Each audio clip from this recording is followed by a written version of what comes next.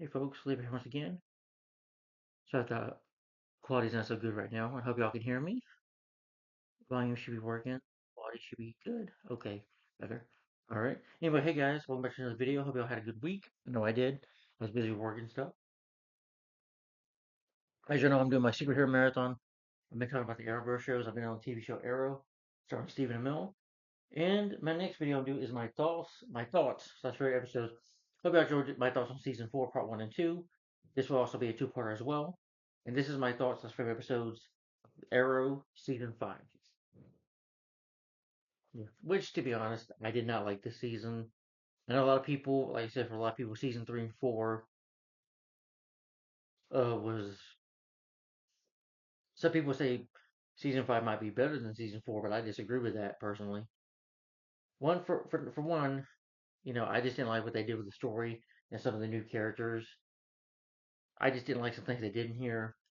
I was not big on this season. This, to me, is where the show just fell apart completely. Just went downhill from there. Way downhill. I mean, season 3 and 4 is where season 1 and 2 are still the best, in my opinion. Season 3 and 4, they were a bit downhill, but I still like them. I still get enjoyment out of them. You know. Oh, and the actor who plays Neil McDonald, the actor Neil McDonald, I can't say his name, who played Damien Dark in season 4. He's 60 today, so happy birthday to him. Yeah, 60 years old. Wow. But there were some things I did enjoy about this season. It's hit and miss for me, but I think this is a bit of a letdown for the season. Some of it did piss me off. I do have a list of favorite episodes and all that stuff.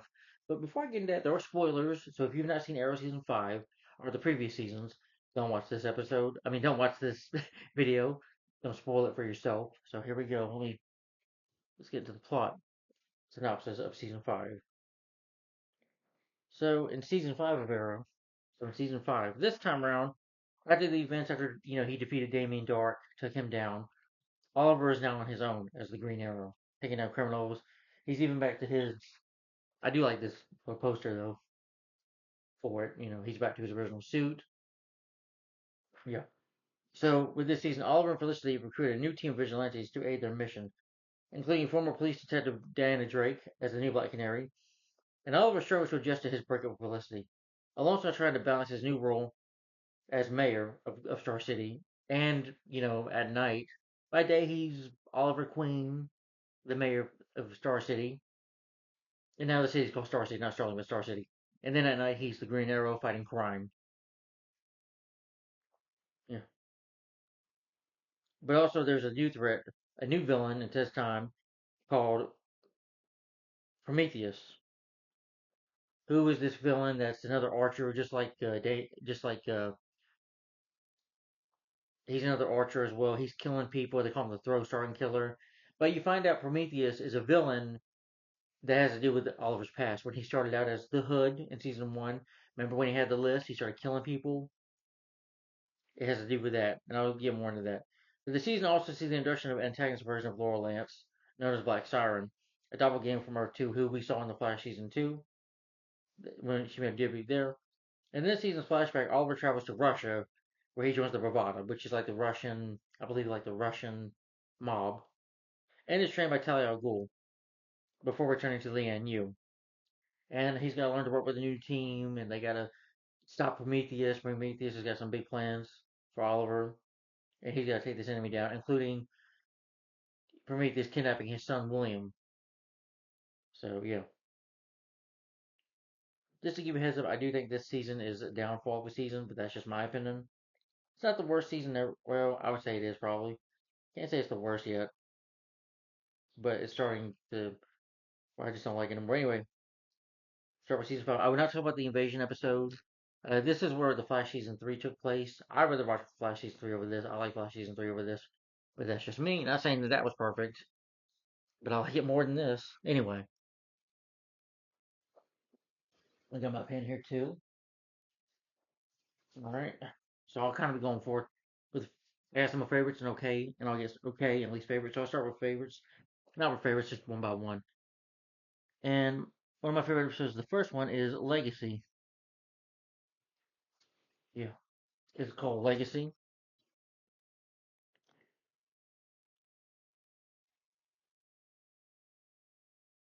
The scene opens at a police ball. It's a ball of police, but Oliver's not there because, of course, he's the Green Arrow. You see him fighting crime, and he's on his own again. I like the whole idea of Oliver being on his own again. I really love that. He's working with Felicity, of course. Of course, they were going to continue the mission. They have to fix up the bunker, or the arrow cave, or they call it the bunker. But he's got his old suit back, which is cool. He's fighting crime and stuff. You know, he's fighting. He's actually taking on Anarchy, Lonnie from season 4. Knocks him out. He's like, just when we're beginning to have fun, and Thea's just defending him. Thea's, like his assistant. Then over the span of this battle, though, Oliver season,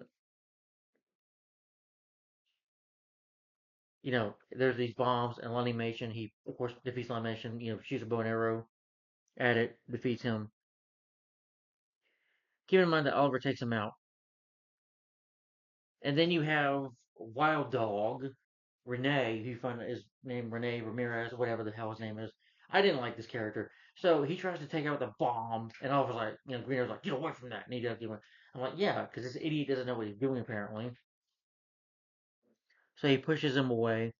So apparently this guy in the hockey mask, I'm just going to call him Jason Voorhees, Wild Dog. I'm sorry, that name is just so stupid for a superhero. I'm sorry. Yeah. Oliver takes him out. Felicity does it remotely, though.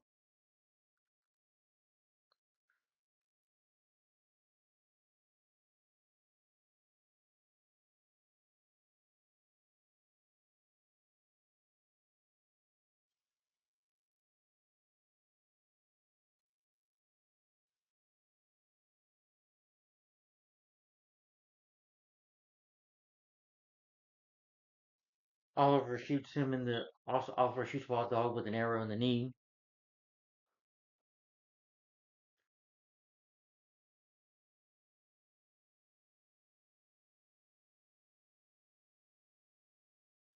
Yeah. Oliver does show up finally, as himself Oliver Queen, and the police are upset with him for being late. But it's a little difficult for him to be mayor and then Green Arrow at the same time. Yeah. Then we get flashbacks, which I hated. Like I said, I'm gonna bitch about this again. He's not in Japan. Like, remember Japan went to season 3? Season 4, even though it dealt with magic, I still love that he was on the island. And with soldiers and have to deal with a soldier writer that wanted all the magic. That I thought was interesting. But he's in Russia. And you see Oliver, he's underground. He's like in an underground fight, beating up a man. The episodes just go from flashback to flashback. He's in the battle club. Oliver, kills the man, breaks his neck, gets a little trouble later. These guys kidnap him. Some of the brother comes up and takes him out with a very cattle bush. Then you get back to the present. Felicity has been gathering intel of a different vigilantes around, and she's like, Oliver, you need to get a new team. No, he doesn't, Felicity. Shut up. I get it. Oliver's on his own, but I'd rather see Oliver on his own. I think if you want to go back to the roots of the show, I think that's great. You know,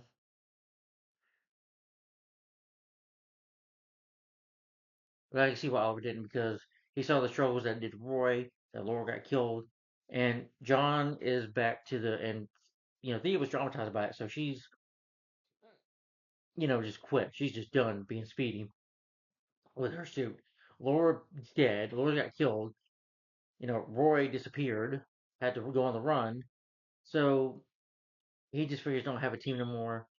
He just figured do this on his own.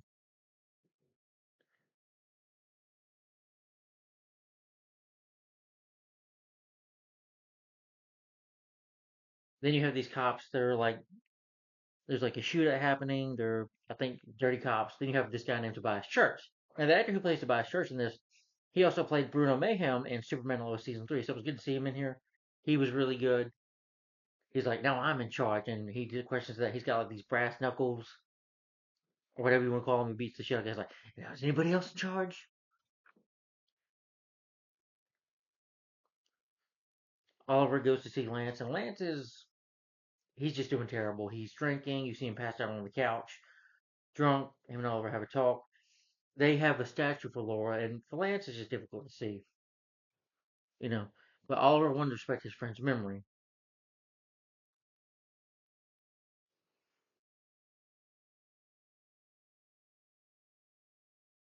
And Oliver thinks that Diggle and Theo will return eventually. They won't. Lance rejects him and chooses to drink more. And he's back to like he was in season one. He's an alcoholic, you know. When Laura was there to help him out, but Laura's not there anymore.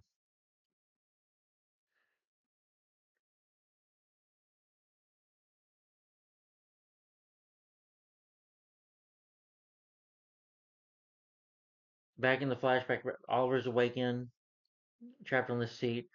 These men are going to kill him. They're going to shoot him. But Anatoly from season two and season two, who was in the flashback with Slade Wilson, Deathstroke, he sees Oliver and decides to help him out here. He even gets his book back. But I don't care about this stuff about him joining the Bravada. Oliver's doing it because Diana, the woman that he met on the island in season four, he promised to get revenge on Kova. A guy named Kova, I think, whatever. It's played by Dolph Lundgren, which is cool to see Dolph Lundgren in the seasons. I'll admit that.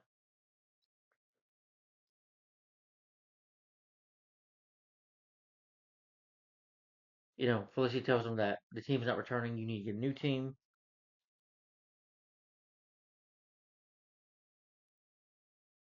Oliver, they do have Curtis that helps out a little bit. So, of course, Oliver's telling her, no, we're not going to get a new team. So, what does Felicity do? She goes behind his back because, this is what I hate about the Felicity character. She's become annoying. They try to make her back to jokey, but I don't find her funny. I was so annoyed by her. I wish that she was killed instead of Laura. And then it was just Oliver and Laura kicking ass. Or since they brought, well, we're not mentioning Black Siren yet. But Curtis, she wants to go, Curtis go to this location to find Wild Dog. He gets beaten up by two thugs, gets his ass beat.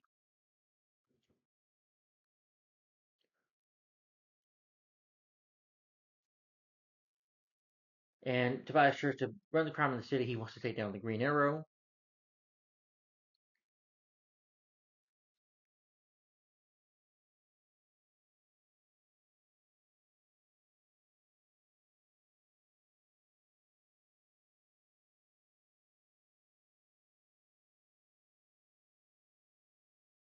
Oliver and these people, they get kidnapped by Church, thinking the Green Arrow says, like, trust me, the Green Arrow's not coming. He even tries to offer him money, but Church rejects him. They put the sacks over his head to shut him up, punches Oliver out. They said Anatoly's the one that saves him. He's going to help him get to Voda, whatever. Dolph Lundgren. And these are the flashbacks where the flashbacks here have gone to. The flashbacks in this start to suck. They sucked in season three. Season four, despite the magic, I liked what was going on in season four with the island and stuff. I can keep Oliver on the island. I was so disappointed how they did that. I'm like, why does he need to be in fucking Russia? Why can't the Russians just come to the island? We can't have antagonists there like we season one it was Fries. Season two it was Dr. Ivo, Anthony Ivo. I think the guy's name was Fries in season one that Oliver put an arrow in. And Ivo, who killed Shadow, was in season two, and then season four was Rush. So you can have a villain on the island, you know. Yeah. Season three it was just some general who Oliver tortured, you know. But anyway,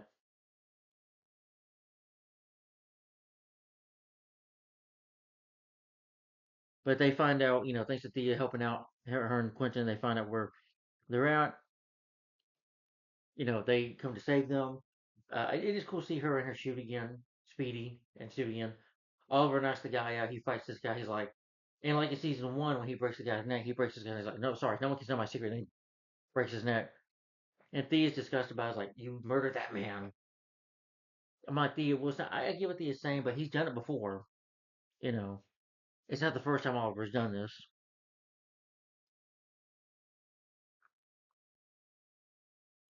But she doesn't want to. I can see why Thea's point of view, because his life is pretty hard being a vigilante.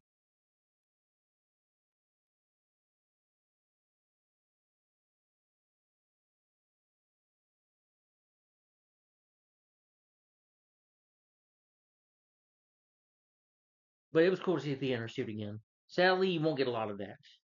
And no, she doesn't come back as Speedy, which is disappointing.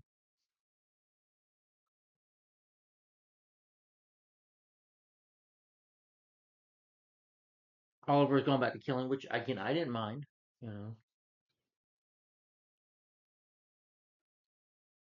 yeah,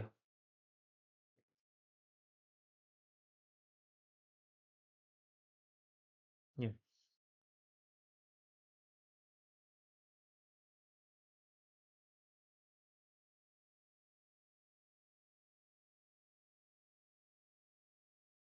So apparently, the only thing I didn't like in this episode that he made a promise on her deathbed. They forced this thing where a flashback before Laurel died, she was in the hospital bed. Promised me that you'll have find another Black Canary to take over the mantle. I don't remember her saying that. I don't remember. All I remember her saying, Oliver, you're the love of my life, but I'm just not the love of yours. And then I remember she having a seizure and dying. I don't remember her saying the place that it was the writers that wrote this crap in.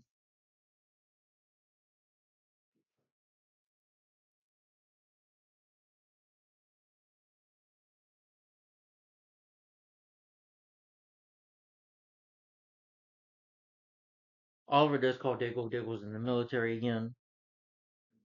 He feels a lot guilty about killing his brother, about killing he did in season 4. He killed Andy.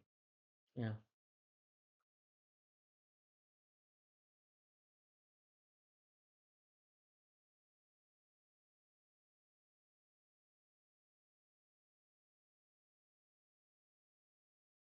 yeah. But eventually he goes back. Yeah. Fairstale has these prisoners, a few cops. He's played Duck Duck Goose, killing some innocent people. And eventually he shows up as Green Arrow, blows the place up a bit. And I know people will complain about it. I know you've been realistic, but again, it's a comic character. I do like the moment where Oliver jumps on the helicopter. He gets the arrow, shoots the arrow at the copter. Yes, so they have fights with Church a little bit. They have a fisticuffs in the helicopter. Really, Church is able to overpower him though. It kind of made me think of Batman for a little bit too, but differently. But Batman jumps out of the plane. But in here, when he just kick Oliver, you don't think Oliver's gonna die because Oliver, again, he's not Flash or Supergirl. He doesn't have any powers. He's a normal man. Instead, he has an arrow for everything, and he uses it for a parachute, which I thought was cool. You know, I didn't complain about that. I didn't think it was silly. Again, yeah, you can go realistic with the show, but you gotta remember Green Arrow is still a comic book character. You know,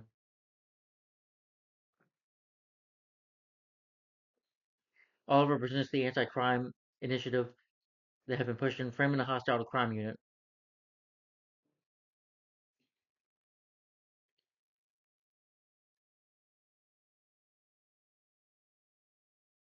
Kurtz has Bert nearly killed one of again, he's killing some officers off as well. I think Tobias Schurz is intending to take over the city, be the crime lord. We do go back to Russia a couple times. Eventually, Tony's going to help him get into the Bravada so he can get his revenge. Oliver and Diggle were talking through Skype. Oliver asked Diggle whether he should talk to the team, and John says, "Go for it, Oliver. Just get a new team because we're not coming back." And Oliver's like, "Okay,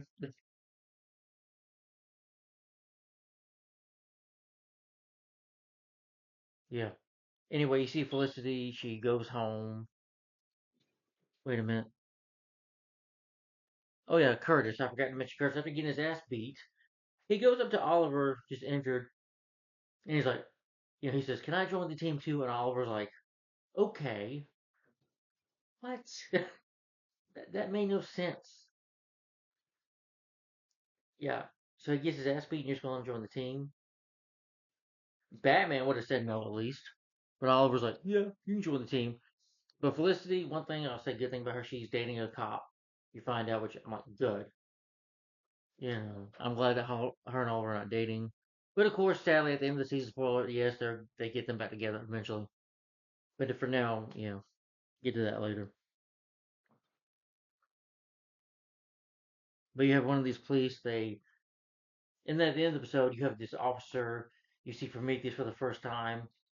You see how they start masking a dark, deep voice. He shoots this man an arrow and kills him. He executes him, and it was a good episode. I thought not perfect, but I liked it. You know, better than what we would get later.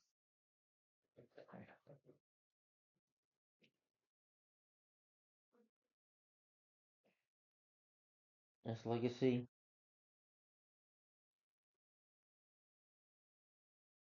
Okay. All right. And then the next episode, let's see, is let's see. This is the least favorite of mine. I didn't like this episode. That is the recruits. Least favorite. The recruits.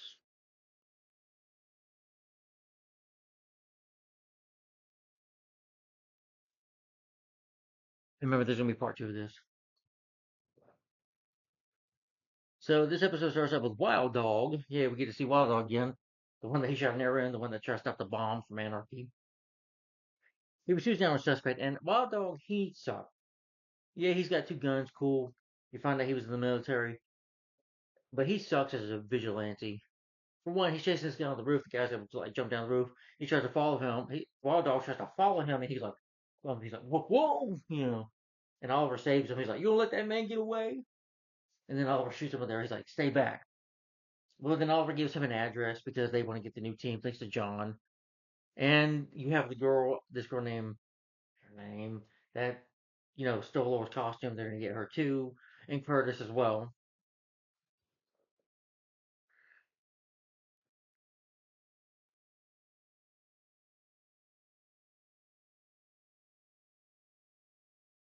Oh, yeah. The stepping stool that Oliver has to do these jumps, like pull ups, chin ups, we're going to call them. Curtis tries to do it, and Curtis fails miserably. He's horrible at it. It's just so funny to watch him do that. And I'm like, you're not a hero, Curtis. Good, just go back and be behind the computer.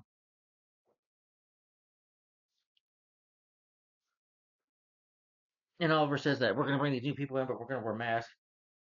He tells Felicity to wear a mask too, because we don't know these people. So he's going to, just like when he trained Rory, he's going to wear his mask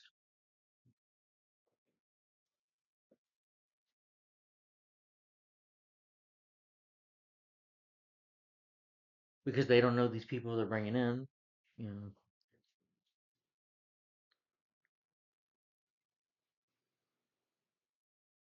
Diggle's going to, elsewhere, so Diggle's in the back of the military, leading a military active in this country. He tells the soldier, buck up, soldier, which I like. He gave him a bit of a pep talk on a mission.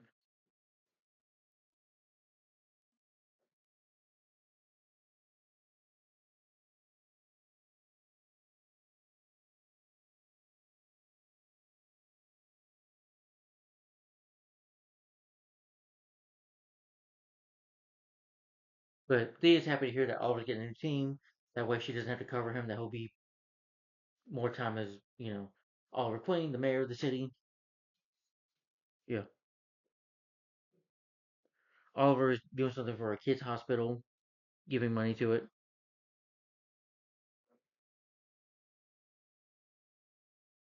So Oliver, you meet these new recruits. Um, it's Curtis, the girl, and again, I don't like Wild Dog Renee. Renee's like, he calls everybody Hoss. He's like, yeah, Hoss, been waiting on you, Hoss. You know, he's like, if you can reach the bill, you can get past me. And of course, they try to get past him, and they get their ass beat. And of course, he tells Felicity to wear a mask, and Felicity's like, no chance. I'm like, she's getting my nerves. She does not listen to Oliver at all. Technically, Oliver, this is his crusade, Felicity. If he's telling you to wear a mask, you should freaking do it. If you're not together no more, I would have just wanted to fire her, to be honest. So anyway, he trains them. In this episode, they start to complain and whine and say, "You're too rough on us." They start to whine and say, well, "You're going too rough." And Felicity interrupts half the time. Why does Felicity need to beat her in the first place? She's not wearing a mask, you know, because they should know she dated Oliver Queen, so it's obvious that Oliver's the Green Arrow. Surprised they didn't figure that out.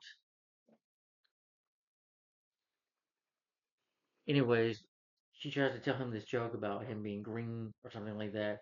And like, you're being too tough on us. The thing is, this is being a vigilante. Like I said about the previous characters, when he taught Roy, he wasn't easy on Roy. I liked it when Roy had to tap the water. He wasn't easy on Roy. Roy got shot with an arrow.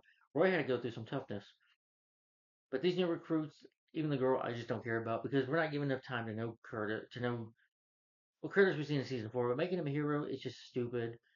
And we're dating the girl, I forget her name again, from season 4, who stole the black hair suit. We don't know them very well. Problem is, they don't take time to know these characters. They just force this in. Yeah. And this team just sucks right now. You get a flashback with a similar exercise where he's in Russia again, uh, ringing the bell. He's afraid they work together. Oliver wins. I mean, Oliver rings the bell, but they shoot the men anyway. I don't know. Maybe you should shot one of the team with a bow and arrow and kill them all, but I'm just kidding.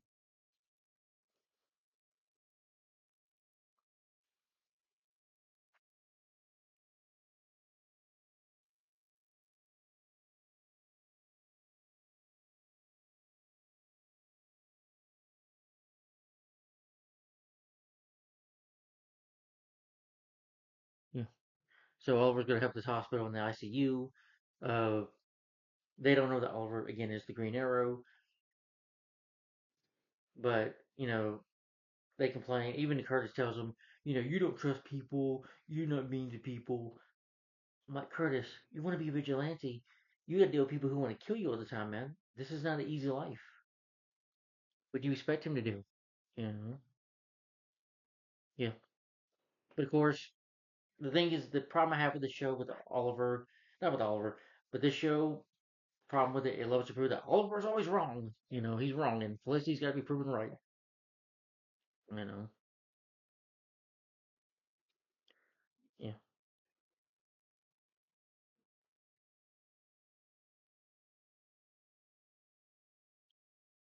yeah. Anyway, he has them going to this ICU, and you have this new character named Ragman, who I liked. Really cool, intimidating voice. Ragman is out for revenge, something to do with his father. Uh, he says he's not engaged. And what does Wild Dog do? Renee engages. Yeah, he's able to grab his rag, but he's told not to engage, and nearly got somebody hurt. Yeah,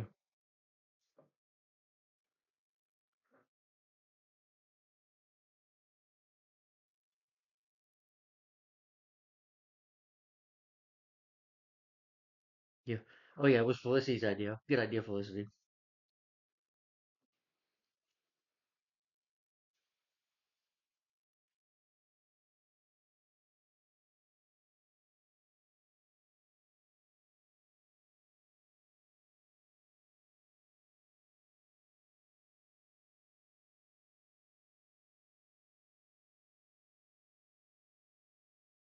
Oh, Dougal has to go on this operation, like I said.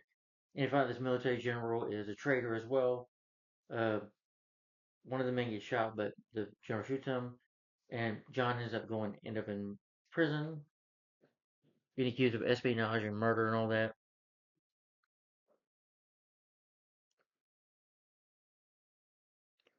Felicity's able to give the cloth to Ragman to her sweetheart, to her new cop friend or whatever.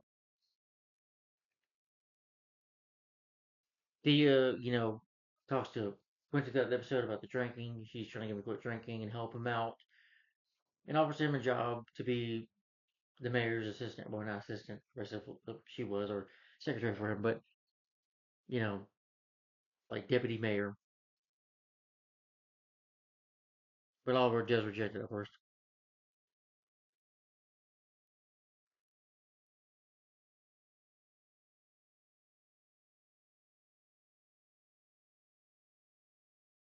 Well, he's like Oliver.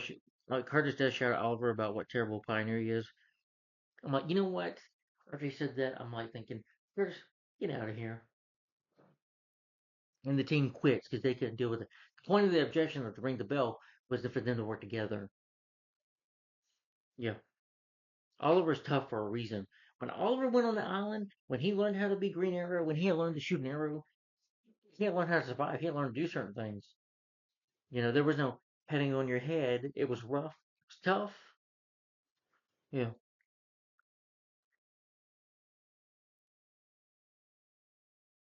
But eventually Oliver takes his mask off, tells him who he is.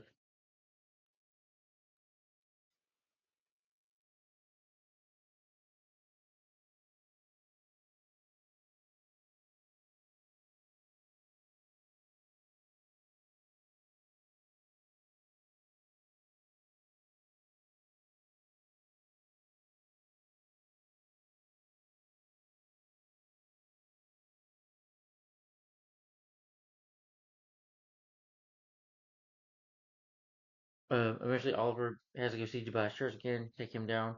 Ragman shows up. Ragman thinks being there, Ragman's about to get his revenge. His claws are like really, his rags are really cool. He even saves Oliver's life. Ragman is the only cool person to join the team. Should just been Eric Green Arrow and Ragman the whole time.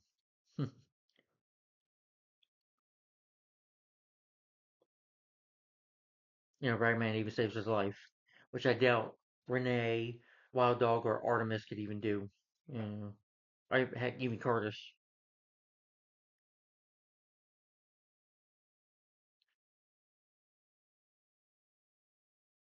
But the reason it's my least favorite episodes because what they do with the new characters and the annoyance of it.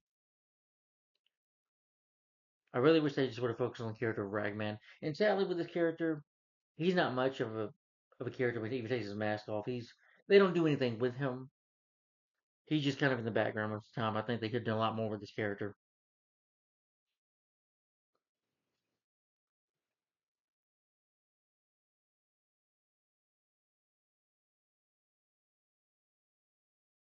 Yeah. No. Again, throughout the episode, I did like the whole thing where Thea's trying to tell Quentin to stop drinking and to do it for Laura, to be the deputy mayor, to, just move on. Trying to help him to get move on. Eventually, Oliver does see Ragman, who unmasks himself and tells him about his revenge.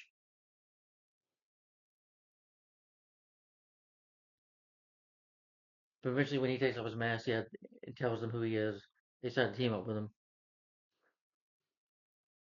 At the end, though, of the episode Tobias Church, he gets beaten up by a man, the same man that was the archer who we saw in the previous episode.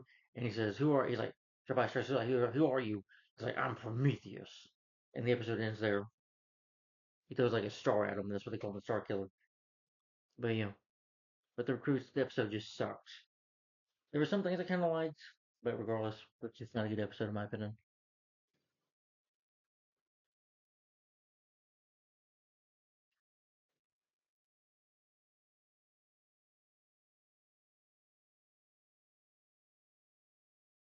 Kind of going back and forth on some of the episodes. And the next least favorite episode of mine, yes, next least favorite is called Matter of Trust.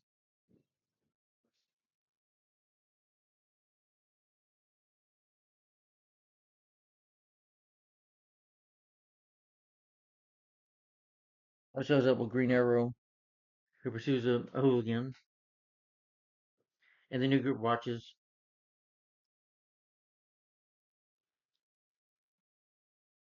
Oliver takes this man down as the Green Arrow. Find out it's stardust or whatever. It's a drug, and you find out that the team's just watching Oliver in action, just as Green Arrow, how he does it. Takes this guy down. He finds out that the guy who's doing this drug, it was from a man named the Count, who he had to kill because the Count was going to kill one of his friends. I think it was Laura he was going to kill. I don't remember. But it was season two where Oliver had to put an arrow in him. Now you got somebody else trying to redo these drugs, and that's a man named Derek Sampson. Sampson. Furthermore, Green Arrow drops him off a rooftop.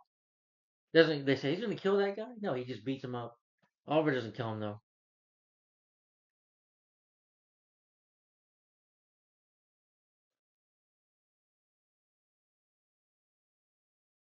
So they go back to the team. They're going to find out about the drug. Renee, of course, they just want to go head out there, but Oliver tells them no. Stay here for now. You're not ready. You need to prepare more. You need to do more training. Of course, they don't listen to him.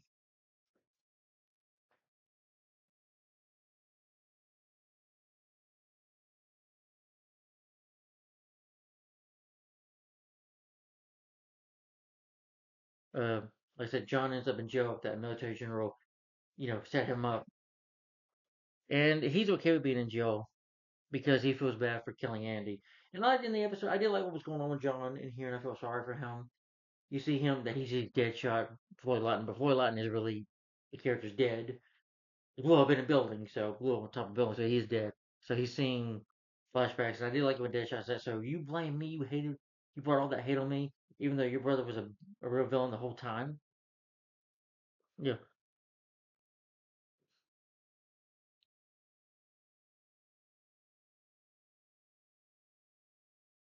Oliver does have security because he's the mayor of security, but he's able to get away from them like he did with John Diggle a couple times. I wish we would have saw something like that because it would have been funny. Because I remember in season one when they hired another security guard, Oliver was able to get on a motorcycle to escape from him.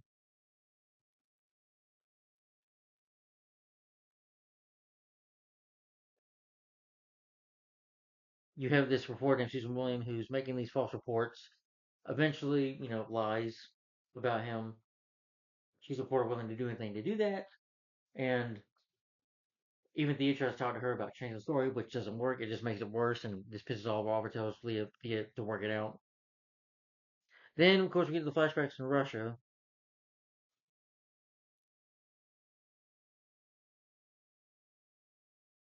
I think this is, if I remember, the episode where he has to go to jail. Oliver has to end up in jail in Russia. I like the scene where Anatoly like, "Is it time for drinking?" And he pours all this beer on him. And I like it when Oliver says, "What the hell, Anatoly?" And in doing that, Oliver goes to this jail. And he kicks the cop's car. He kicks his light out. I mean, you know, ends up in jail. He's trying to look for Kobe. He gets information, and he breaks the guy's neck. Then Renee and Evelyn, who, especially Renee, like I said, wild dog, doesn't listen.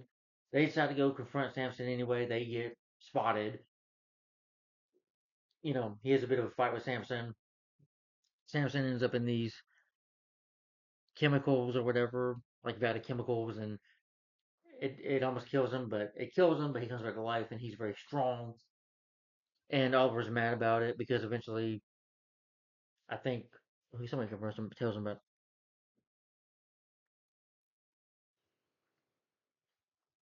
yeah, Samson does fall into the tank. And thanks to him, they created a mad person. Oliver finds out, eventually gets on to them about it. And Felicity's, what I hate about Felicity, she's on his side, Renee's side, of course. They said Oliver's wrong because Oliver's being too tough because you don't want to trust the team, you don't bring them in, something like that. Well, it's the new DA who tells him, Adrian Chase, who's the new district attorney. You know,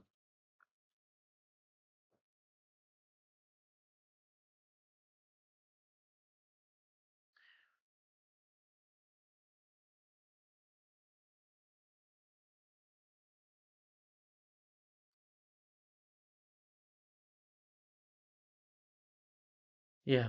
Renee and the Oliver's, Renee and the others have to trust Ollie. What are you talking about trusting him? First of all, you guys suck in the training. You don't listen. He's teaching you, showing you the ropes, and you're not listening. He's telling you were not ready. You know, it took time for us to know Roy Harper. We saw Roy Harper in season one and in season two. Gotcha. What I'm saying is, if you're gonna bring a new team, give me some people to care about. This just feels completely forced. So Haas, Renee made that mistake, and they said, "Well, you don't trust us," so he needs to confide in them. No, he doesn't. He barely knows you people. He needs to get to know you. We, as the viewer, as the watchers of the show, we want him to get to know the characters. We got to know Laura in season one. We got to know Roy. It took time for Roy to become Arsenal. You know, and Arsenal is a better name. You know, and Roy was a much likable character. At least he listened to Oliver, if I remember.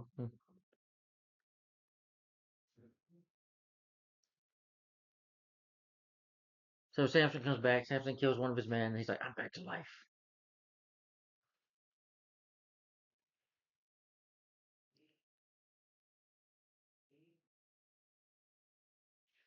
Yeah. Curtis talks to Rory, who's the ragman. Like I said, just they put ragman to the side. Curtis always remember Curtis like tries to even flirt with him. I was like, "No, I'm not gay," which I thought was funny.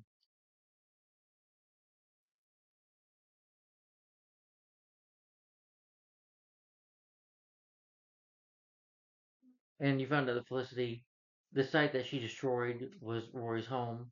That killed a lot of people. She had a choice to put that missile there, but she doesn't want to tell him.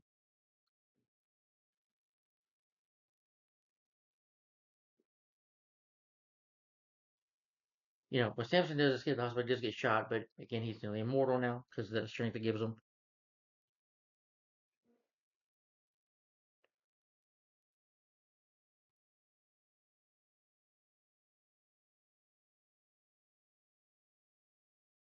The group returns though.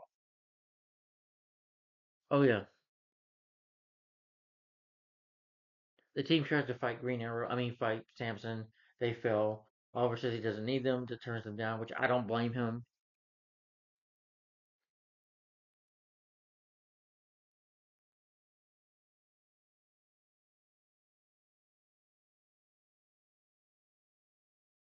Again, the flashbacks in Russia, I can barely tell. It's just Anatoly trying to get him into the Pravda Russian mob.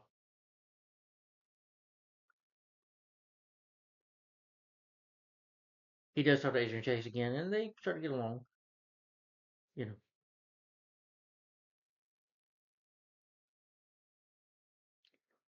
he needs Ollie to request that an appointed authority sign the court order to assist him with discovering who Samson is. Ollie's willing.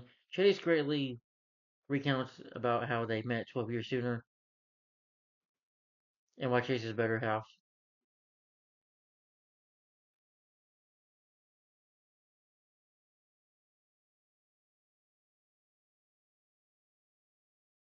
Curtis tells Felicity, well, you need to worry about it. She does eventually, and you just see the sad look on his face. I felt bad for Rory. You know, I could understand if Felicity didn't have a choice, but I did feel sad for the guy.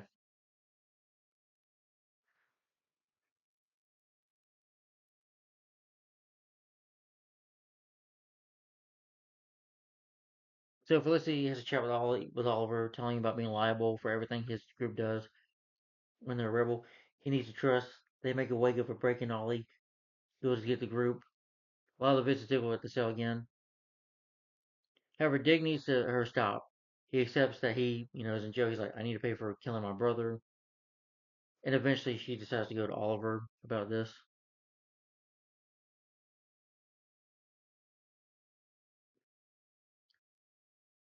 So Curtis becomes Mr. Diamond. Curtis, you can probably see right here. Probably barely see him. Yeah, he's got that makeup on there, becoming Mr. Terrific. And the makeup looks ridiculous. So yeah, eventually Oliver agrees. They stop Samson. They eventually defeat Samson. Samson ends up in jail. They take him down. The team stop a bomb.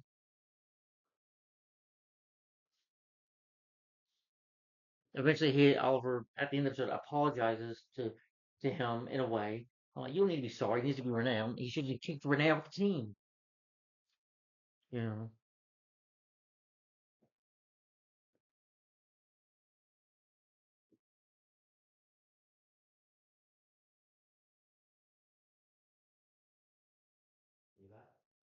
I'm doing a video, Dad. All right, I'll see you later. Okay. Love you too. Drive safely. Sorry, that was my dad.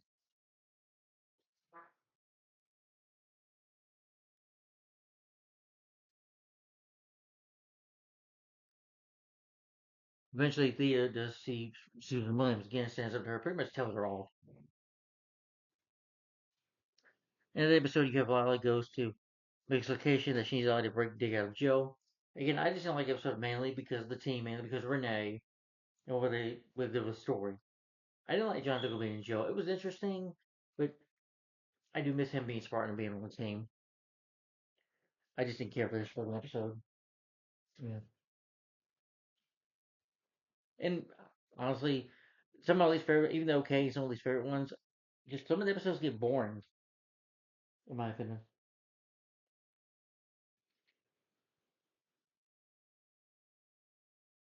Right? That was a matter of trust. Alrighty.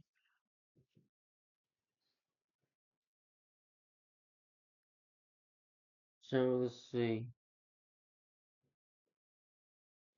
Alright, now to an okay episode. This episode was called Penance. Penance.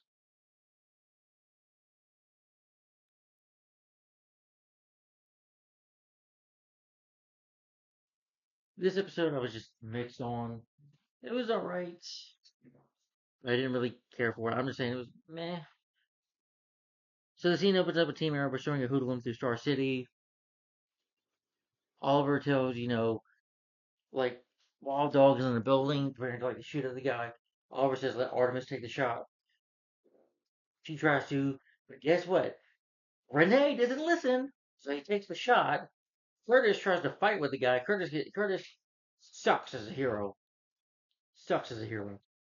Gets his ass beat, gets his ass kicked. Oliver shows up, we're in our badass style. Zip lines down there, beats the guy, puts an arrow into him, defeats him, and he's like, "You guys fell miserably. I'm gonna go do my mayor stuff. I'm gone." Take him to the CCPD, the Star City Police Department. I did, and this team fucking sucks. Yeah. And then, but I thought it was funny when Curtis said, "Well, what do we do with this guy? How we get him to the CCPD? Do we call an Uber? You idiots." Ragman is MIA. Ragman's not there. Eventually, Oliver sees him and says, "Roy, why weren't you there?" He's like, "I'm sorry, I'm leaving the team." Oliver's like, "Well, good luck." Shakes his hand. Yeah,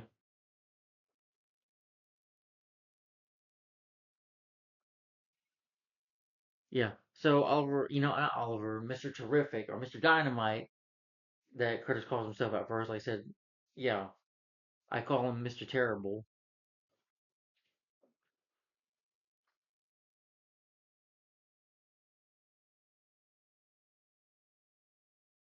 Then a while later, Lila appears at the Arrow Cave, and Lila, she wants Oliver to.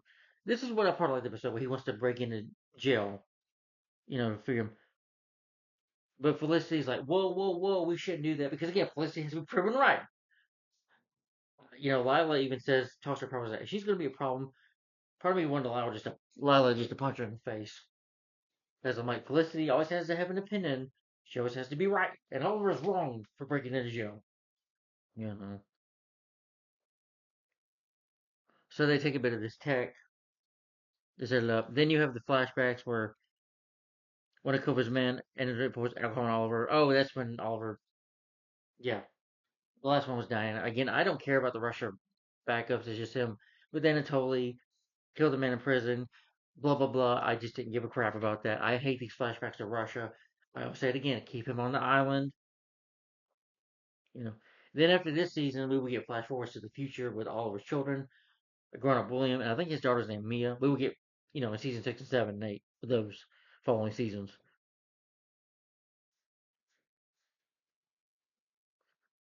So he's working with Adrian Chase and Quentin. They're trying to build up evidence on Church.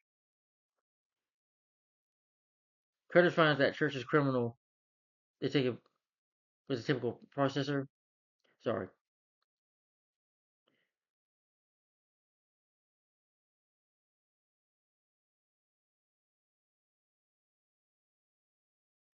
So Felicity's against breaking out of jail. She's like, "No, you shouldn't do that. It's the wrong thing.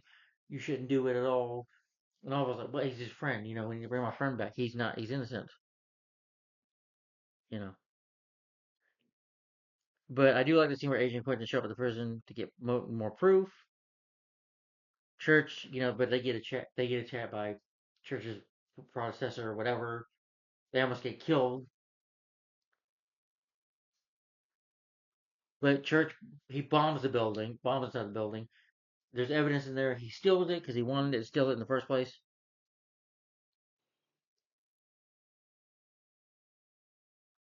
So Oliver's gonna go do this. Break. Yeah, I'm not very deal with deal with his friend. John is innocent. John deserves to be out of prison, not to be in it. He's a good man.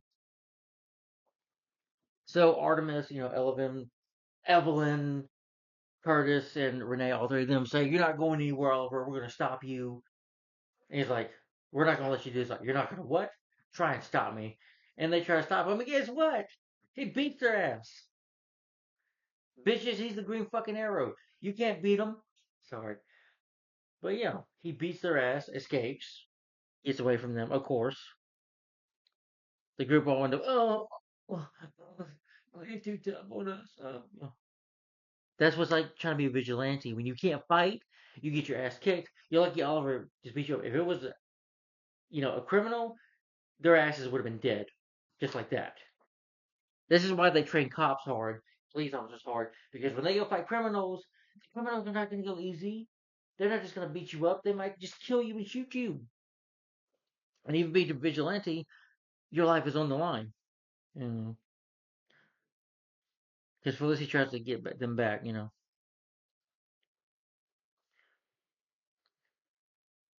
So the team is gonna try to go after Church and find out what he's up to after the prison break. Lila acts like a military truck driver. I like when Oliver's wearing a black mask. He sneaks in. You know, they're able to get, you know, out of there, which was cool.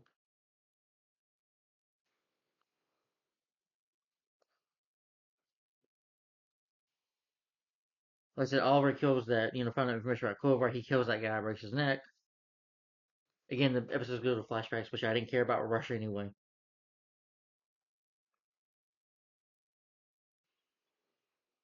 You know, Felicity tries to talk to Rory again, but he refuses to work with the team.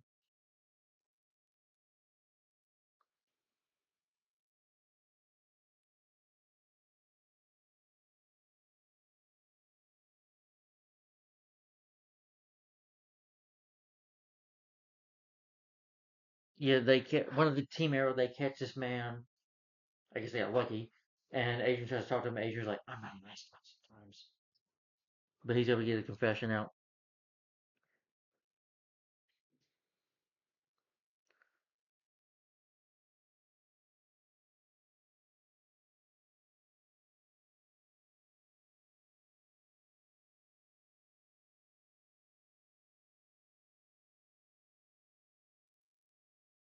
Her and Diggle get to the sewers.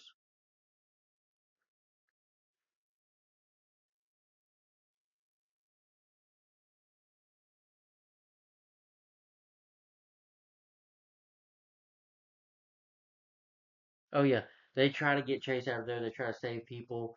Oh yeah, they're so great because Mr. Dynamic, Dynamite, Mr. Terrific, Curtis gets a knife. There's a, yeah, and Wild Dog gets kidnapped. So this team can't fucking fight. The team they suck. Sorry for so much language in the video, guys. But yeah, eventually he gets kidnapped and tortured. Oh, they hide it. They go in a dispersion center to hide him. Oliver beats the mission. He kills the man he's supposed to kill in prison. He gets to join the Bravada.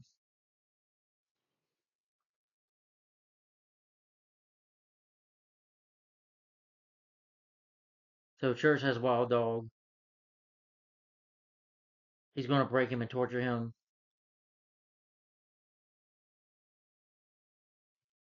So they have to go save Wild Dog. Yeah. Yeah. And that was the Penance episode. Okay. Yeah, which was okay, but I just didn't. Honestly, I didn't care for. I like because of the jailbreak, but the rest of the episode I didn't care for. The whole thing with Russia, what the Team Arrow was doing. Yeah.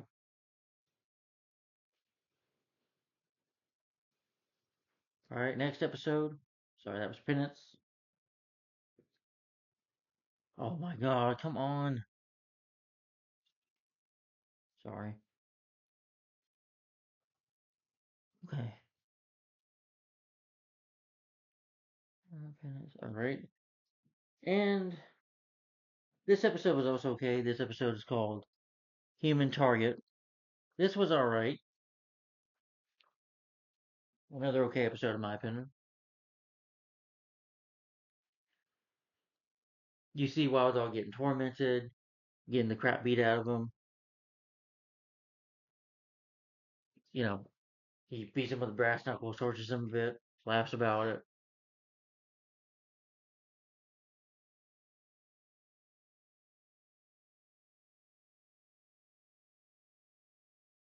You know, eventually the team they meet Diggle for the first time. Lance gives a report on the anti-crime unit, but Theo reminds Oliver that he needs to chip away at getting for this greater part for ambition, you know, for zoning position that they have to get past. Oliver gets less than the Russian mob. They give him like a cut or something. I forget. They say you gotta trust your brother, so they, you know, stab him with a knife a little bit. Artemis and Ragman, find where Church was holding Wild Dog. Felicity utilized her PC enchantment. Well, I forget to mention in Penance episode, it was cool to see him fight a little bit. Ragman with his rags can also deflect bullets, you know, which I thought was cool.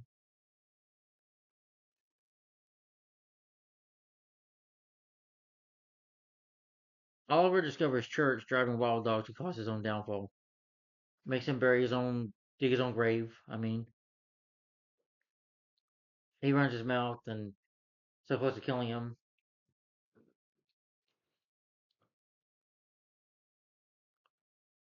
Oh, and by the way, since he broke him, dumbass Wild Dog, who doesn't listen, who's a terrible hero, gives away his secret identity. This even puts Diggle to the point where they can't trust these people. And this new team sucks. Right away, oh, Oliver Queen's the Green Arrow. Yeah, he tells Church his identity.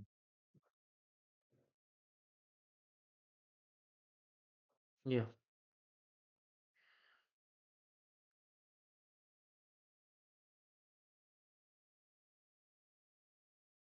Diggle questions him about it. And Renee doesn't want to talk about it. I don't want to talk about Haas, okay? He has this memory flashback with him of what the torture was like to go through the 24 hours. Oliver talks about his plans, what he's going to do for the city, with his councilman. And he kind of insults the Queen family.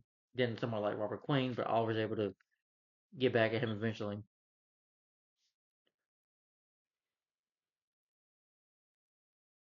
Felicity's advised her after an immediate hookup that she got an investment in the anti-crime unit. Felicity lies and says that Oliver knows what his identity is.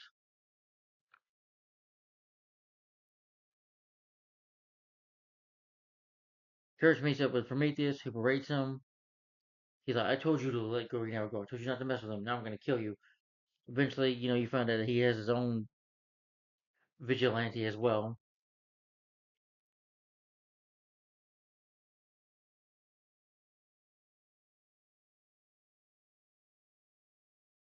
Oliver believes that is the most ideal approach to prevail upon her. He asks Susan to allow him one more month to prevail upon her before disturbing any longer articles about his organization. Susan agrees, and even she gives him a cell number. She's interested.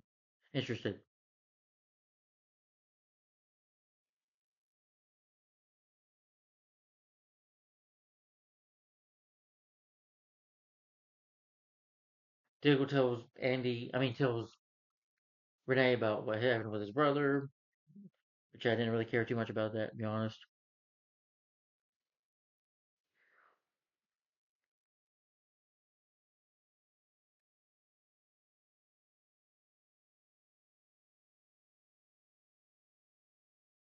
Church is a professional killer, takes out Oliver, but spoiler alert, he's not dead. And you find out it's a man named, I forget his name is Chance or something like that.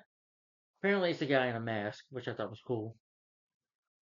Felicity messes around with it too.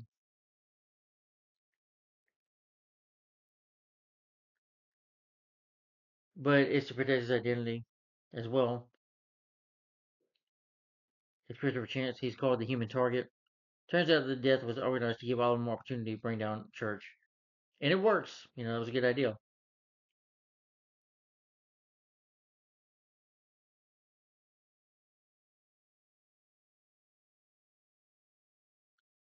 Oliver tries to go get Air outside. He nearly gets stabbed, but he gets saved by this one guy, and it's the Chance. What was his name again? Christopher Chance, saves him. So I guess that's how Oliver knew Christopher Chance because he knew him back from Russia. Yes.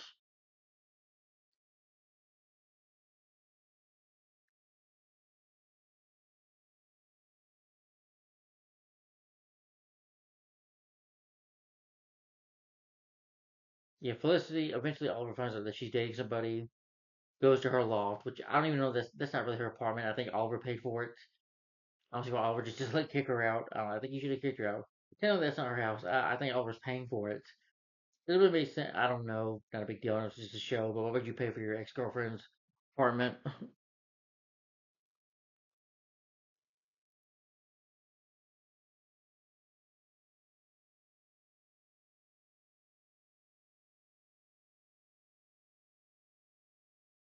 Team Arrow appears again. So Mr. Terrific and Artemis battle the Pressure Killer, of course, get their asses kicked. Trish escapes from All Dog. Yeah, Green Arrow gets up to speed. And he was like, I know you, Oliver. I'm right here. You're dead. You're supposed to be dead. And they start fighting. It's a pretty badass fight. And he defeats Church. He tells Church before he knocks him out. But Church tells him, you ain't got to worry about me, man. You got a guy named Prometheus, and he's going to kill you. And then Oliver just knocks him out. So the human target gets the advantage taken on the first kill by acting like one of Church's goons, takes him out.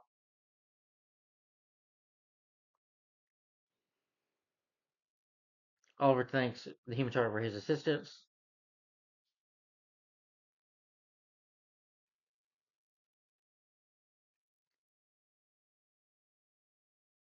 Susan gets together with the government specialist, showing her a picture of Oliver in Russia. And it seems like she's interested in dating Oliver, is attracted to him, there's attraction there, but you might be thinking she's trying to screw him over by trying to find out. She's trying to find out if he's the Green Arrow. The scene closes with the police transport, and he's like, "You should have just, got me by helicopter," and they don't listen. So these police, it's like 4 or 5 cars. That all the police they get killed by Prometheus, and he tells the cop to go out there, but the cop does anyway. Dumbass gets killed. Prometheus, then he tells, he's like, Prometheus, you don't even say, I know his identity. He's like, yeah, it's Oliver Queen, and somewhat, I guess, Church thinks he'll save him, but no. Prometheus throws a star at him, the star up and kills him, because apparently, spoiler alert, Prometheus already knew that Oliver Queen was the Green Arrow. He knew that already, but we'll get to later why. But he kills him at the end. That was a good ending, at least. But I do wish they would have done with a more much Church character. Maybe make him the villain for another season. I could see that happening. But it was an okay episode.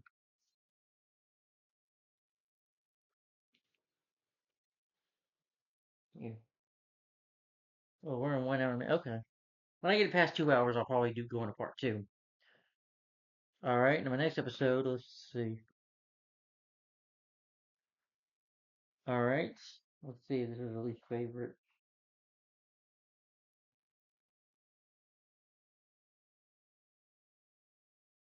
All right. Well, another least favorite episode, and that is called "So It Begins," and so it does begin.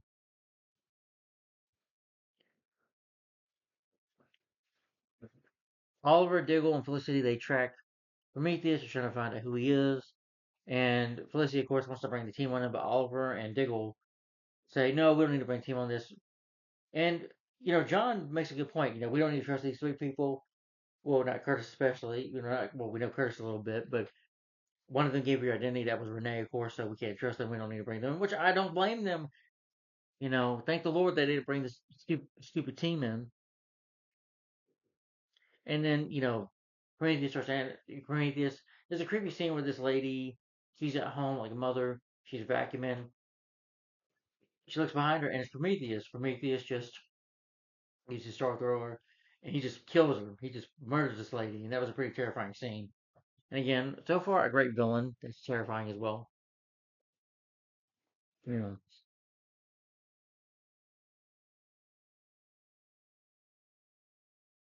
and people start getting scared.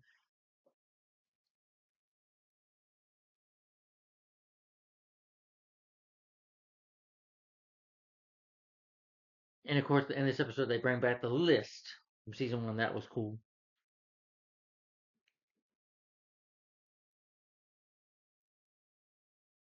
Felicity takes one of the stars from the evidence room that her boyfriend Billy has, which could get her in trouble.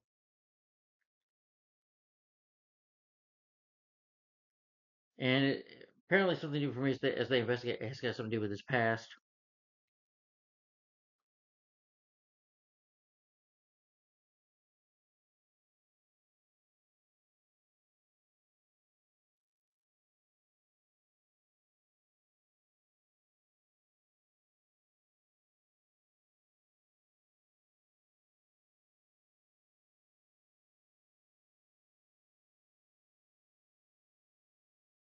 Oliver does the thing and eventually confront Prometheus.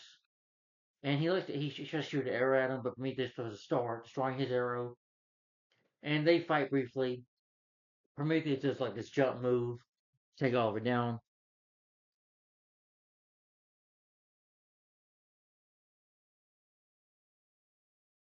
He gets away. So, and Theo is also was able to find out since Quentin hasn't been shown to work, he's back to drinking. You know, he never quit drinking.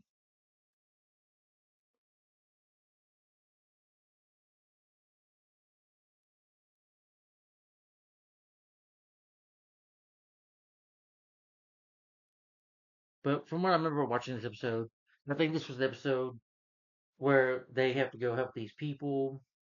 Well, people are shooting guns in the air, and I like it when Oliver, shot an arrow at this guy, well, at his gun. He's like, "You're causing panic, get out." And the team does all right, but I think in this episode they start. I think this is the episode where they start judging him for killing.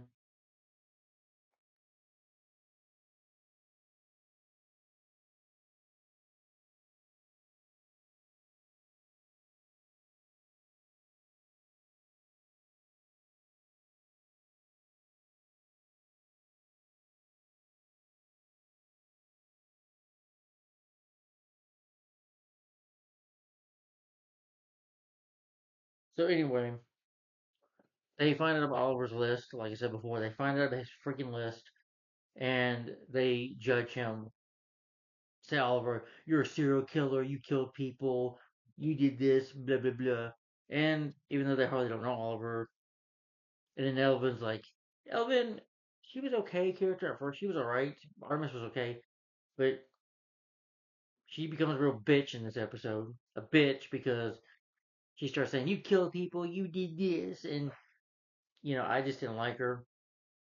But she does apologize to Oliver at the end. I didn't care too much.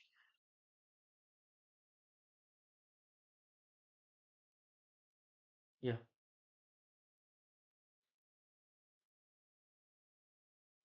but they also think that for me, these could be a Star City Police Department.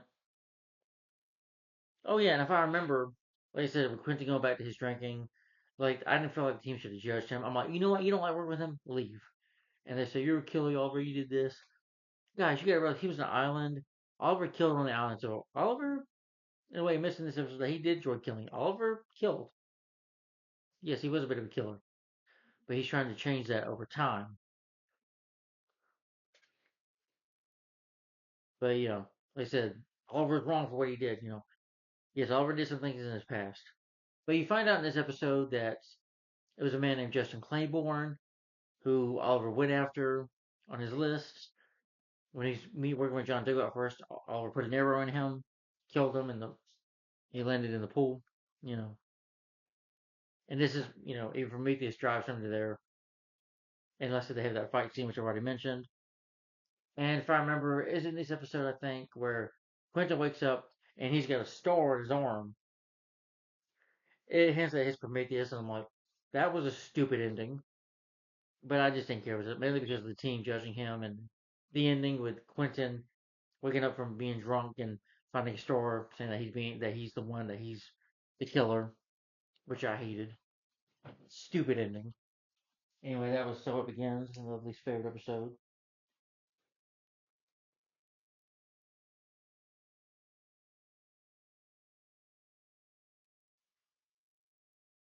All right, and another one is this is actually a favorite that is called Vigilante. Yes, I did like this episode.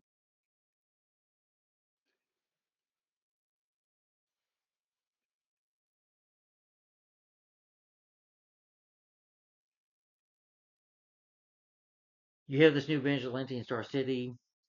He starts killing innocent people without a second thought. Uh, was it this? I don't remember. Anyway, sorry. Quentin is going to leave his resignation. He's going to quit as deputy mayor regarding the Tulsi story and the Tang out power outrages that he's being set up.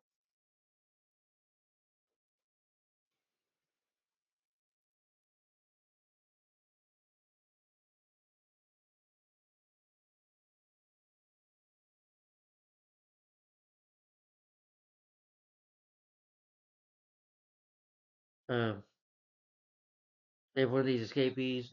Oliver protects Agent Trace from getting killed. Agent is in the hospital. We meet his wife as well, so he's got to sit in the hospital for a while. And the vigilante, and to him, killing innocent people. Eventually, the vigilante does confront Prometheus, though, at some point in this episode. Is that leave the Green Arrow? He's mine to kill. And they fight. He's like, you try, pal.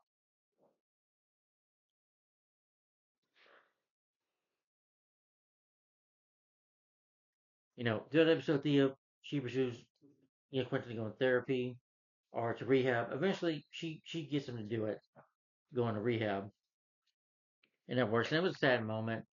He just told me, you just gotta work moving on, Quentin. You've got to stop the drinking. It's bad for you. You just gotta stop for Laurel.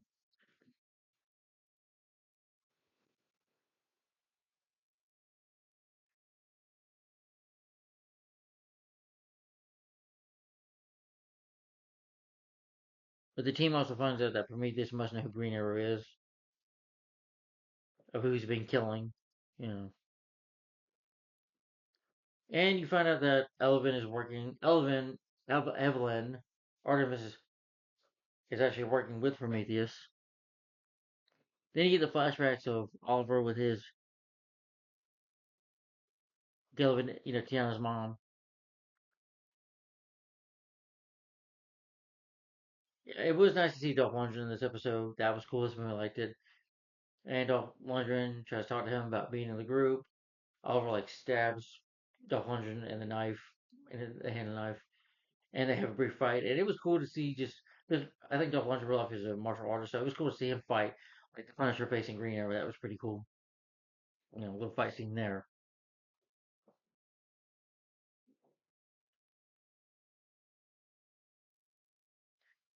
But eventually the team does face Vigilante at the end. There's a pretty good fight there with him and Green Arrow. Green Arrow's about to take off his mask, but Vigilante is a way to protect himself, getting away.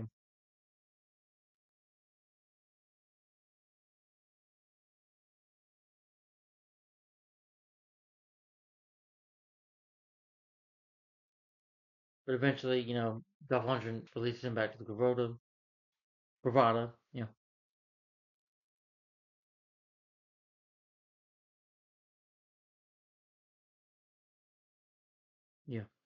But overall, it was a good episode. I liked how this Vigilante was playing. I liked, getting more information on Prometheus, and I thought, Elvin being, Artemis being joining up with because she, in her mind, Oliver's a killer and Oliver's a bad, horrible person. That's why. So I thought that was pretty good. The vigilante character was pretty cool. You know, yeah. But it was a pretty entertaining episode. Pretty good. And seeing Quentin have to go back to rehab and just having to move on from Laura's death. I liked how they did that. But anyway, that was one of my favorites. That was Vigilante. I would never tell about Invasion. That is the crossover with the Flash, and where Oliver actually meets Supergirl Kara Danvers, Kara for the first time in the Legends of Tomorrow. But we're not talking about no crossovers. Those will be reviews later down the line. Okay. Then another episode of mine. This might be your least favorite. Okay.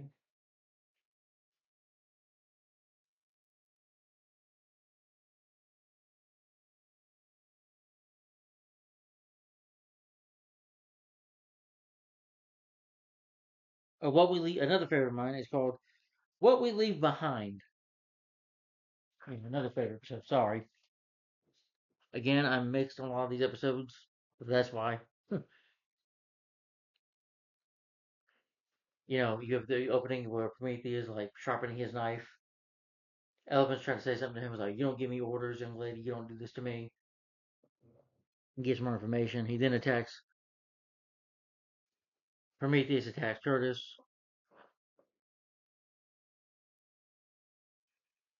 Because they're at a party, and his husband Paul, which I didn't really give a crap about, to be honest.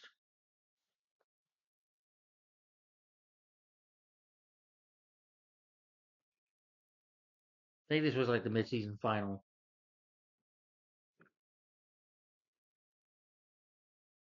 She, Elvin gives him, of Oliver's known associates. Artis reveals to Bree that she needs to be there when he slaughters Oliver.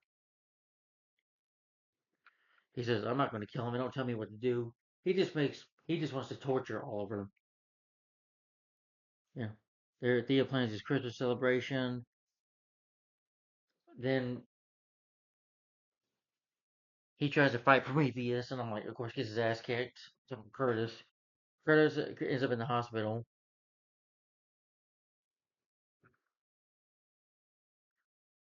Susan and Oliver eventually start dating.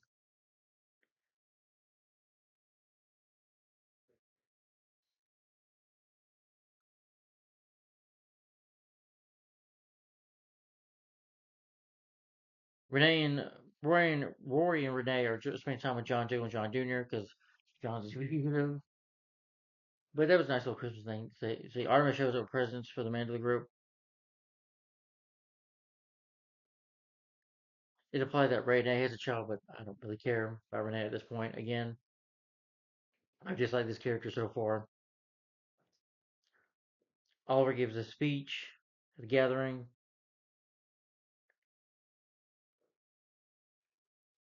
You know, eventually at the end of the episode, Paul leaves Curtis. Eventually divorces him. I didn't care about all that anyway. That's the only thing I didn't care for in this episode because Paul's worried about. It was like, "You're coming home bruised every night. You know, I don't know what you're doing here."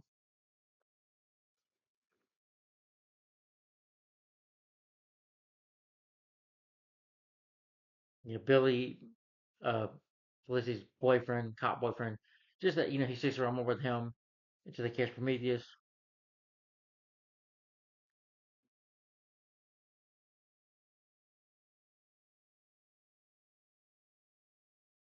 And this Justin Claiborne, like I mentioned, who Oliver killed, he was on Oliver's list, that Robert Queen's list.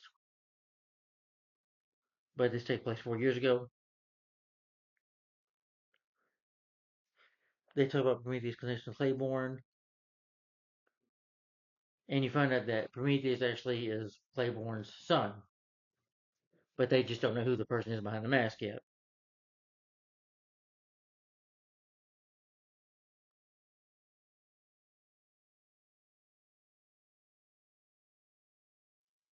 Oliver eventually fights Prometheus again. It's probably the same thing when he confronts him. Like, "Do you remember killing him?"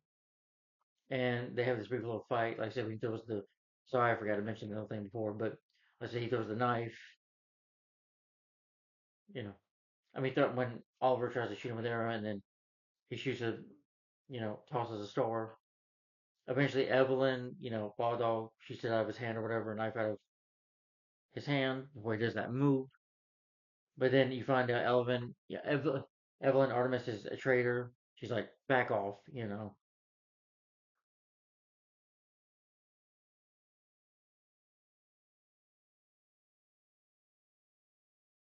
So Dougal sends their friends of him to a cave, I mean, not to a cave, to a safe house.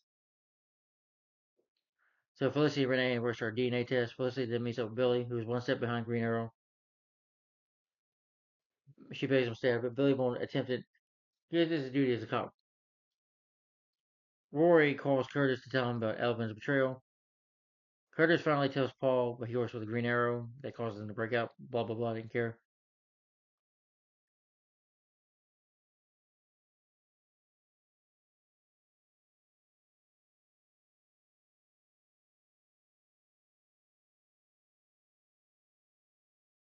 Yeah. Oh yeah, and also no Russia flashback. No flashbacks to Russia. Will ever be in Russia. I like that though.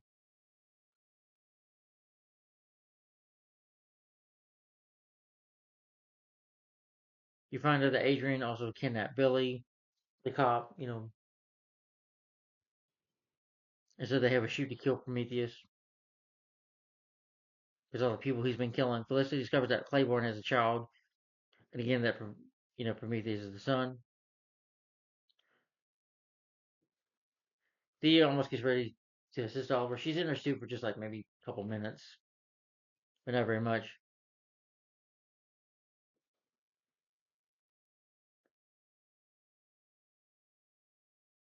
Oliver finds, in his Green Arrow suit, finds Green Arrow, finds out Claiborne's Mysterio office in this situation where he dropped of Claiborne's bodyguards. Oliver follows a path of bodies all over the place.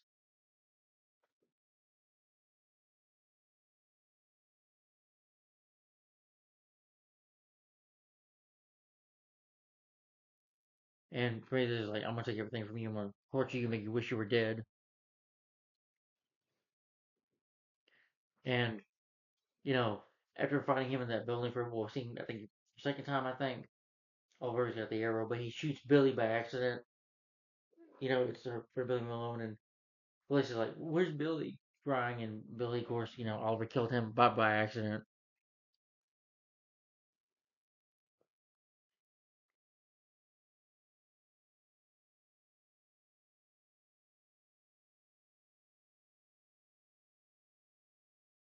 He goes to Susan at the end, telling he ruins people's lives and that he's a terrible person, and she's like, "No, you're not," and they share a kiss. Oliver strolls into the arrow cave and finds none other than Laura Lance, saying hi, Ollie, and then the episode ends there. But I like this episode, What We Leave Behind, dealing with Oliver's past and learning that why Prometheus out to get him. It's such a personal story. A villain that's out for revenge. I mean, you say Deathstroke had revenge too, but I like that it was another Archer, you know, who just wants to, make hell for Oliver, is bent on revenge. But I like that it had to do with Oliver's past, you know. But anyway, that was What We Leave Behind.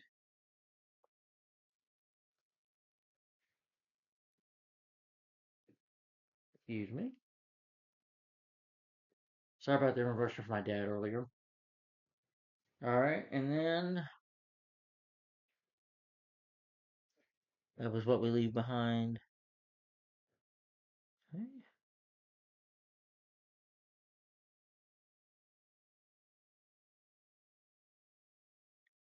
And then this episode was okay. That is called. No, sorry, it's not called that.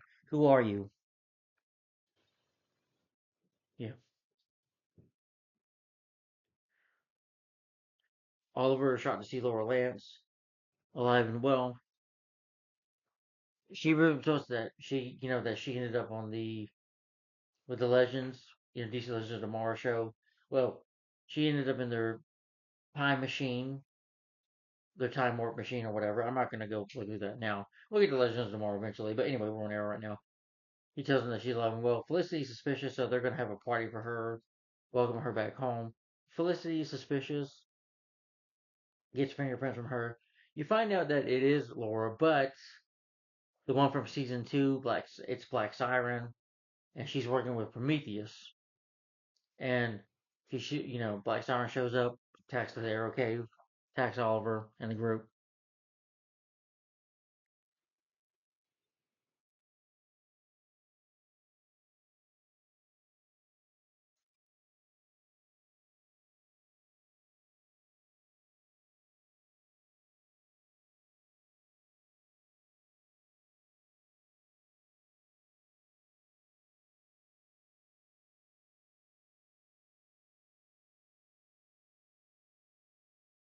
Yeah, they talk about doppelgangers later about fixing up the cave. I thought it was funny though when Curtis says, he tells Renee, well, we all have, there's Earth 2, yes, there's all plural universes, parallel universes, or whatever. And he's like, oh, maybe my doppelganger, maybe he's straight. I thought that was funny when he said that. Anyway, Black Siren, you find out that she's working, that apparently Prometheus was able to get her out of this jail cell. He gets Black Siren out, even though they got security and cameras. He's somewhat able to get it, break her out. She confronts Prometheus about what she's doing, just to give him an attitude, but he nearly chokes her out. Telling you, remember, you work for me.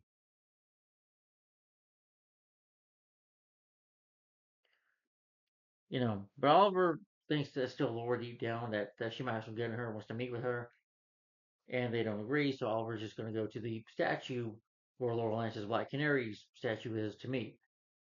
But Felicity on another channel tells the team, "Take her out if you see her moving." I'm like, really, Felicity? Oliver's got this.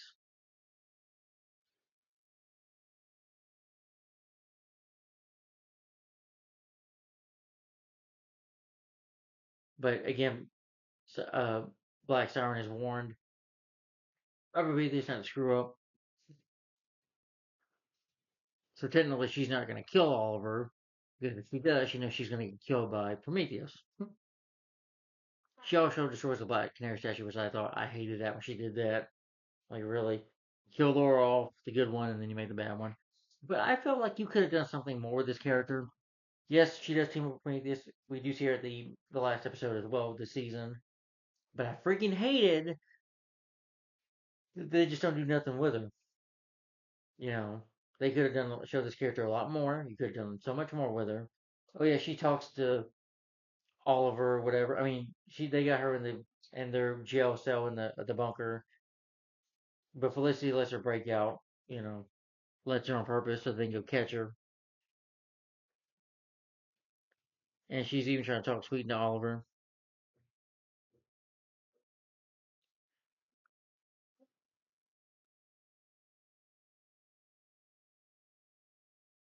The Green Arrow, makes her unconscious. They ever knock her out.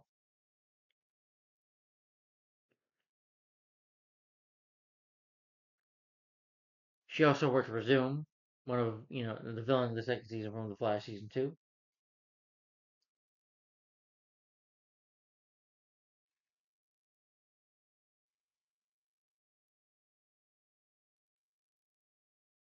Laura, this or two said she had a relationship with his counterpart, but he died as well.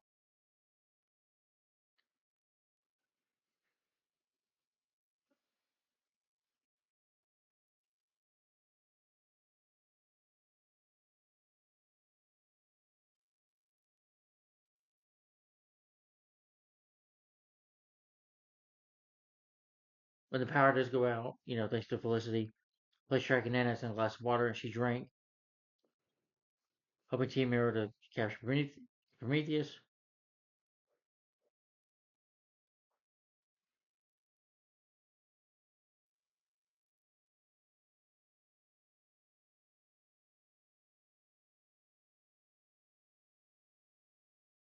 You know, she's like, "Don't kill Felicity. You regret it." If you was like, "Well, I'm just going to do it anyway." Yeah.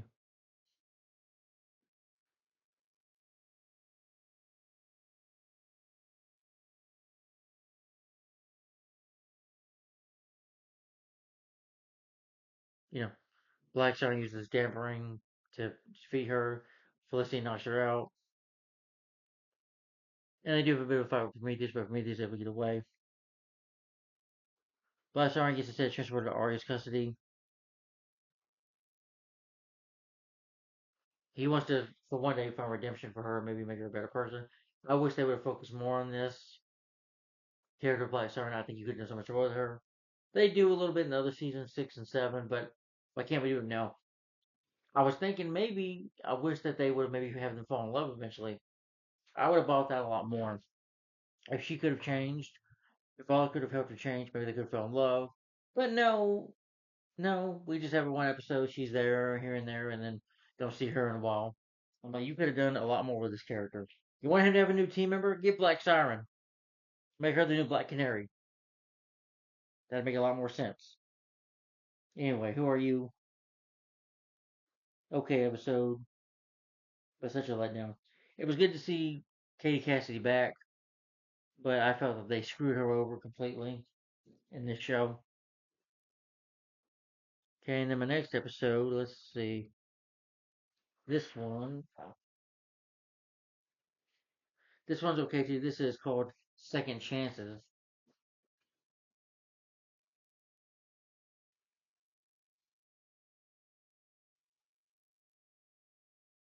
The scene opens up with this woman named Tina Boland. You find out her name is Diana Drake. Her and her partner, a cop, they're captured by this guy 3 years back. This is when the particle accelerator goes off, giving people powers like Barry, his speed. But you find out at the end of the other episode, previous episode, that there's this woman who's a Black Canary Cry. So they want another team member. So it's this woman, and she's out for revenge. But then it opens up in the current day.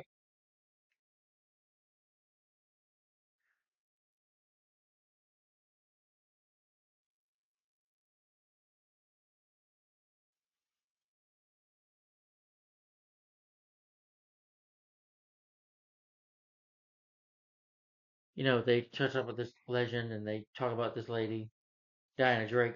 Ollie visits Diggle and Joe. Oh yeah, I forgot to mention all. He got a phone call from Lila, who wasn't Lila. He gets sent back to jail. So Ollie's gonna get him you know, the attorney, which is Adrian Chase. Adrian Chase agrees to do it. Adrian even gets John to punch him because the general wants to take him. If he goes to the court, they'll kill him. So to protect John a little more, that if he commits a crime while he's still in there, that they can still have him there. And then John smirks about it. Ollie awakens in the safe house with Talia al Ghul. I did like the stuff with Talia al Ghul. It was so cool to see Talia al Ghul, who again, as we should know, it's not Roz, Ra's al Ghul. They always say the name wrong in this episode of the show. She starts training him and teaching him how to be the arrow. Again, it's cool to see him in his arrow suit for the first time in Russia, but again, this was way too early. But again, it was cool to see him working with Talia. If they would have done this on the island, I think it would have been a lot better though. She goes through him being on the island, being in Japan, you know, and dealing with the magic in season 4. Eventually, they go to recently she's seen in Hub City, so they go there. Of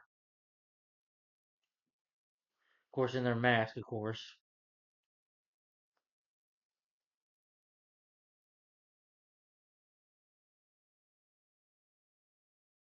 and she's out for revenge, and she tells them to stay out of her way. But you figure out the person she's after, this guy, he's got like this powers where he can look at you with his, he can mess with your brain or whatever, something like that. Which he does to Diana. They get breakfast at Big Belly Burger, which does look good. So they call Captain Singh, who is from Central City. He's the captain there, Barry Allen's boss. And he's like, "How do I know this is legit?" And he's able to make a quick call to Barry. We don't really see Grant Gustin doesn't make a cameo or anything, but you do see Flash run really fast, using his super speed into the office, leaving a note for his thing, and it says he's legit, so he believes him. He's like, "Okay, Green Arrow, her name is, you know, she's a good cop, trusted her, but I haven't seen her like a good couple of like 3 years lately. She just went off the grid."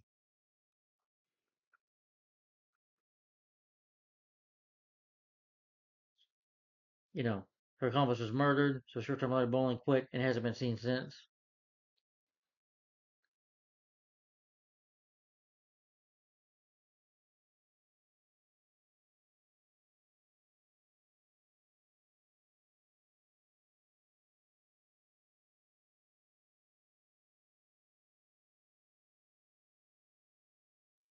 And Talia's going to train him a little more how to fight and how to use an arrow, how to use a bow and arrow more better. Felicity Hacks and TSA, however, discovers that Walker's record has been changed. Green Arrow Wild Dog track Tina to a high rise. They talk to her.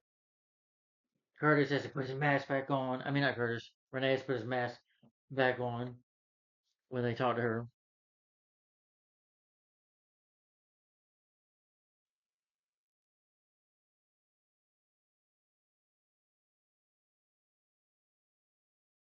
Anyway, they go help her with this mobster. She shoots the mobster, gets revenge.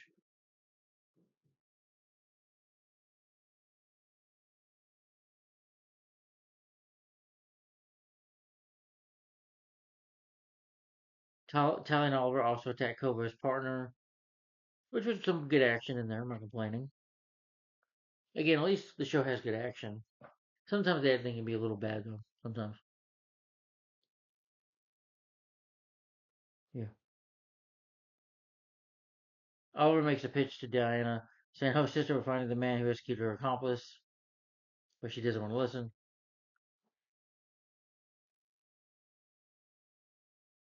Felicity is going through the dark web. She's trying to find information for the team, but she gets this help from a terminal message.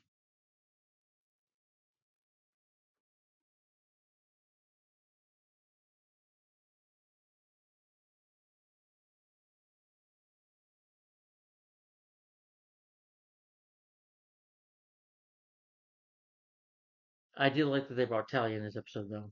Yeah. Who is Nessa's sister. Felicity gets together with the Dark Web Lady, and there's this place called Helicity. Called Helix. I'm sorry, Helix. And they offered to help, but I didn't care about what that was going on. She just goes behind Oliver's back.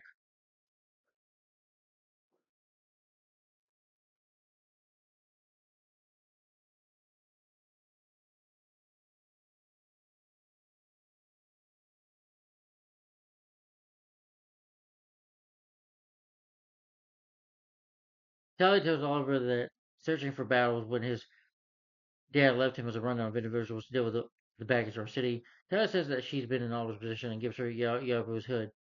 That there's beast within him, so he needs to give it a character. He has to become something else. He has to become something else. Most of what I liked about this episode was the flashbacks to. As for the character of Diana Drake, I did not care about her. The actress I thought did a decent job, not horrible, but I just don't want another Black Canary. Yeah.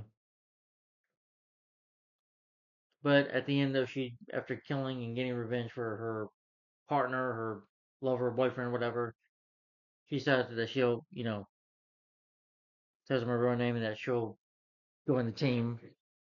And again, the section it was just okay. But I did like what was going on with Oliver. That's what I mainly put the okay on this list for this episode.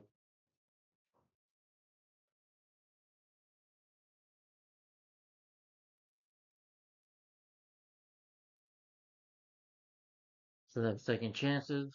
All right. Sorry. We're 1 hour 37 minutes. So 7 o'clock. Okay.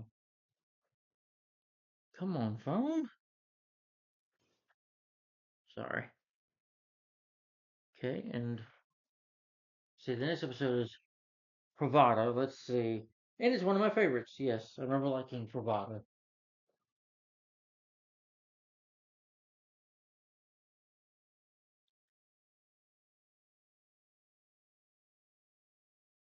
The scene opens with Tally and Oliver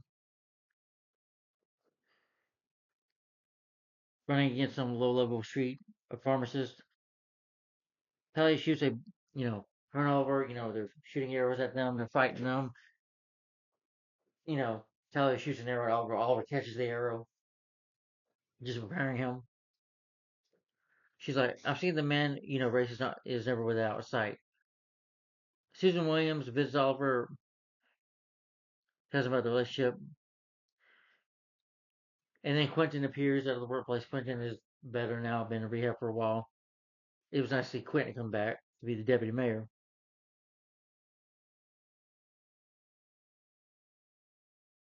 And Quentin's going to have a chat with her,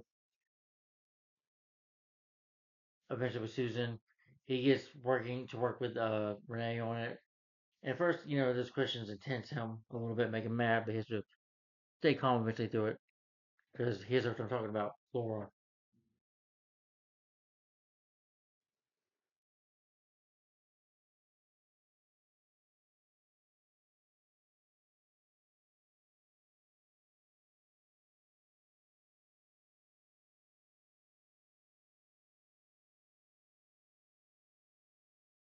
And the team says go to Russia. They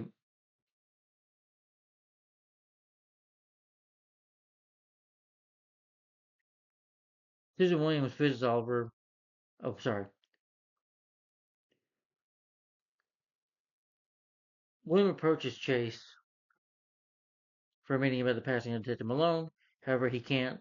At the point, General Walker and his men got away with authority, murdering 30 all the while with the nuke trigger. So Felicity tells Diggle and Oliver that Walker's taking the nuke to Russia, so they decided to go to Russia with the team. Quentin doesn't need Renee around, so basically tells Renee to piss off, basically. Oliver carries the group to Russia, where he's met by Anatoly. He's like, Anatoly, and Anatoly punches him in the face.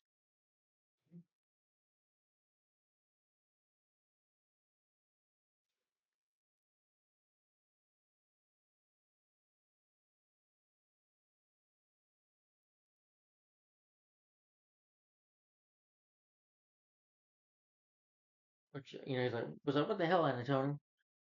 Because Antony killed Oliver in a previous in season one episode. He killed a member of the Bravada. Yeah. Eventually calls the tent that he threatened to use a firearm on one of his Bravada brothers if he sees him back. They set up base, which I liked.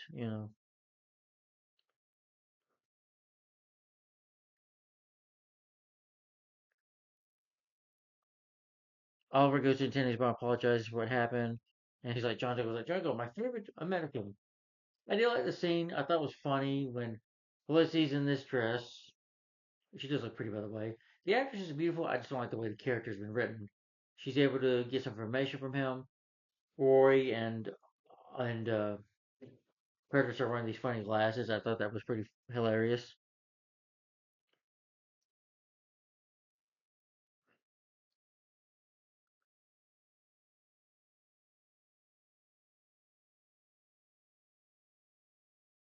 Talia, the district, it was a street performance vacation Sterling City. That was when in season three when Oliver killed a man for giving Thea drugs. In season three, you remember when he was in Japan and had to go see Star City? Yeah. So Diana says Felicity making sense that Walker is most likely utilizing similar. That's General Walker who set up Oliver. I mean, who set up John Diggle.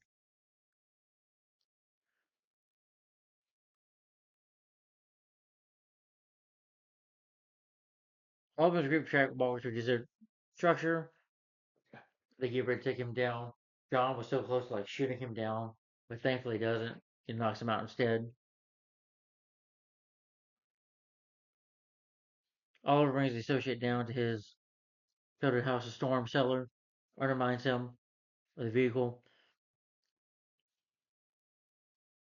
In the flashback, though, Oliver's eventually able to catch the guy, the street pharmacist who's been selling drugs, and Oliver kills him. In this episode, Oliver, being putting himself for the first time, Italia being the hood for the first time, he's just putting arrows in the people left and right. He's just killing left and right.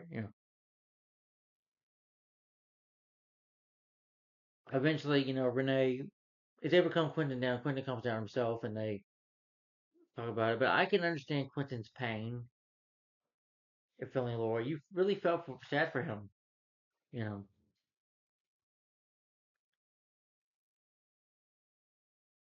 Felicity educates Rory concerning the paranoid information reserve. Felicity says that she needs to battle fire with fire, yet Rory is increasing stress over Felicity. Rory snitches on Felicity before Oliver can ask more. She's like, Rory? But I kind of like that. I agree with Rory that Felicity's doing wrong. Felicity's just doing something stupid. Because again, she likes to be proven right. But I'm glad Rory just stood up and was telling Oliver, hey, she's doing wrong here. You know, you know. Oliver wants to move Thomas past Bravado. Oliver opens up to Diana about Prometheus, says that Felicity and Diggle are both influenced as well. And I like, there's no such scene where, Oliver's going to torture this guy, but John starts beating the shit out of him to get information. And he tells them in this episode, I like that he tells Felicity and John, don't be like me. I'm not a good person. I've done terrible things. Don't be like me. So Renee discovers to Quentin that Susan Williams, their arrangement, and the meeting goes well.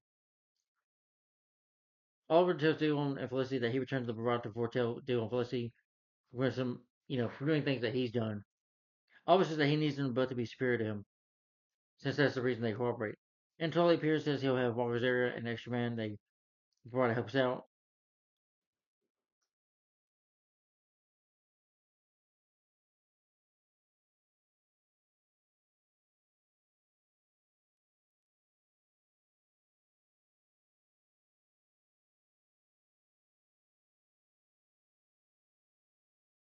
Then you have this man named Gregor, who Oliver and them turn on. Oliver's able to find out information on Gregor, and the provider turning against this is a bit of a shootout. They take out Walker, and he ends up going to prison. You find out that Roy's leaving town for a little while.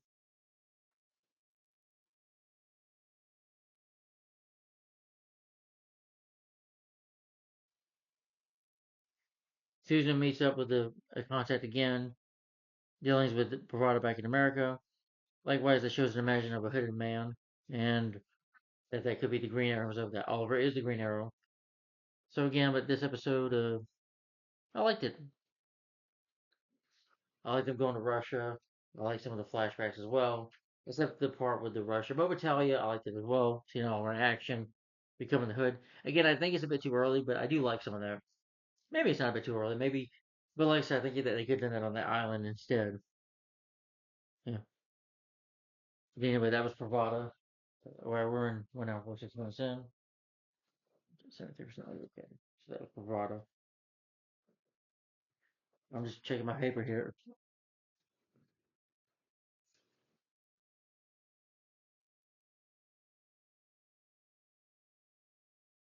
Okay, this is another least.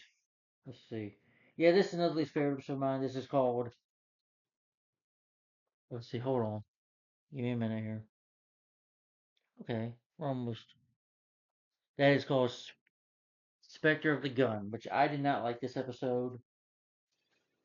At least favorite.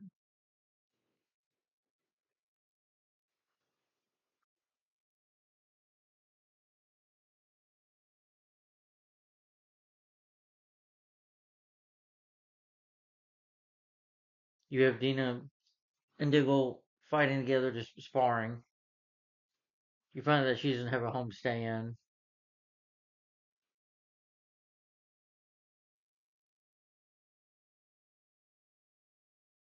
Oliver welcomes Thea back to City Hall.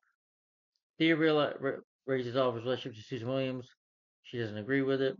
You know, like we should be able to ship her, you can't trust her. Additionally, they welcome Quentin, finds that Renee is his new partner. Quentin leaves the workplace, passes a man convoying a similar back. So it's kind of like the security. And there's scenes where Renee tries to flirt with, Thea. Even the cave says she's gorgeous. Why she's gonna talk to me? She's like, because I'm not into you. And I don't blame her. I'm like, good. I'm glad they didn't try to make Thea have a relationship with Rory. I mean, not Rory. Fucking Renee. Yeah. So we see Renee. They attack some. They attack. Rory's. I mean, Renee's using a gun, and you see the flashbacks of him and his wife. His wife is a drug dealer. She does drugs or whatever, and you know, him and his daughter go to the game. They come back. His wife gets this whole thing with Renee's past. They're just trying to give me. By this point, it's just too late. I don't care about Renee or his past or his daughter. The little girl that plays daughter, she does good, a good job, I think. But I just don't care. You need to give me more time to care about this character. You should have showed him in a previous season. You know, but even though yeah we had Curtis, I don't really care for Curtis. Even in season 4, yeah he's funny most of the time. There's moments where he can make me chuckle, but him being a hero was lame. And then forcing these other characters right into my face for no reason, just shoving it in there is not working for me. I don't care. So his wife gets killed, his daughter gets taken away from him. Ba ba ba ba ba. I don't really give a crap.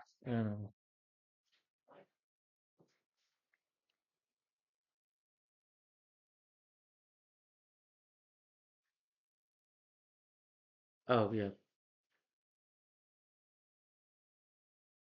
Chase gets hurt, gets into the hospital. So I guess this is where he met his wife. Sorry, forgot. Yeah,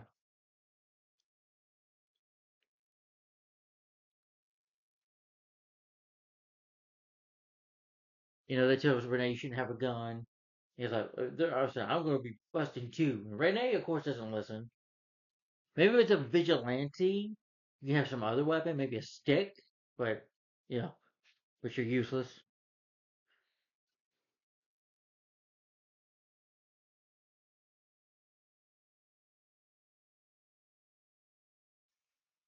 Yeah, even he threatens to leave his wife too. I didn't care about that. The whole thing with the shooter going on and the point runs in the chase, trying to work regardless of a physical issue. Yeah, Chase trusts him to investigate the Berlin family. As 90% of the hits raves, Curtis and Renee can enter fire control. Felicity attempts to follow the rifle. Again, this last episode was just boring. You know. However, Summer with Raider, yeah, another flashback that Renee and his little girl get some occasions of a battle. Renee invites the little girl to prepare for bed.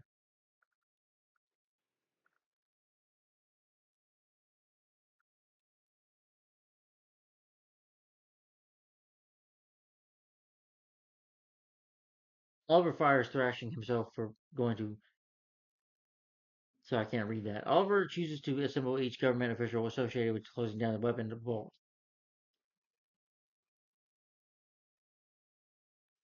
He talks to this lady about firearms and the Second Amendment, all the amendments and stuff.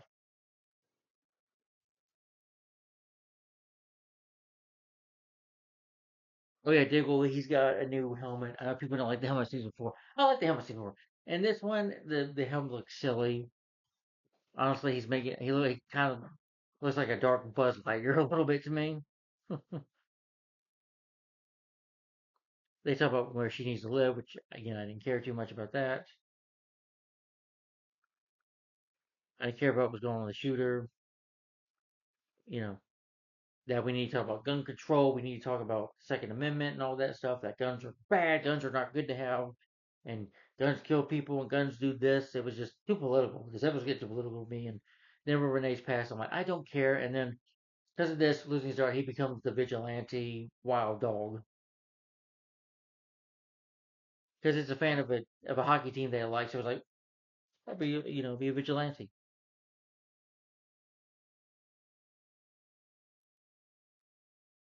They track down the shooter's den and find the floor spans with Dennis Jedov. Oliver gathers a group and leaves him with a weapon. Oliver stands up to the shooter, which is I didn't really feel bad for this guy at all. I didn't really care what was going on. Oliver talks him down.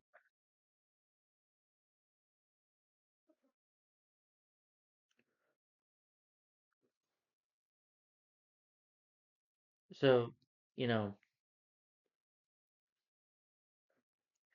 he gets inspired because Oliver kills Damien Dark.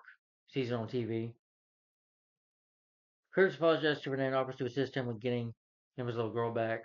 But she didn't need to apologize. Renee was just being a dick. You know. The scene closes with Oliver holding a visual for the Avengers who passed away at the City Hall, which was nice. But Renee's past, I just didn't care about the story. Especially since it focuses a lot on Renee. Half the time, I don't like him. That's mainly why I don't like this episode. And I thought this episode was just kind of, I'm not saying it is boring to me, in my opinion. So that was Spectre of the Gun. Alright, next episode. Sorry.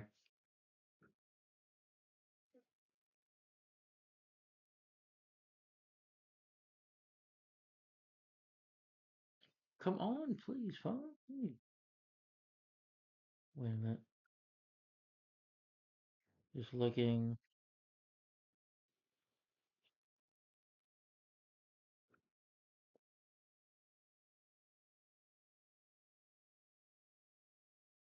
About 10 episodes left here, guys. In this episode, I did like. This is one of my favorites. This was called The Sin Eater.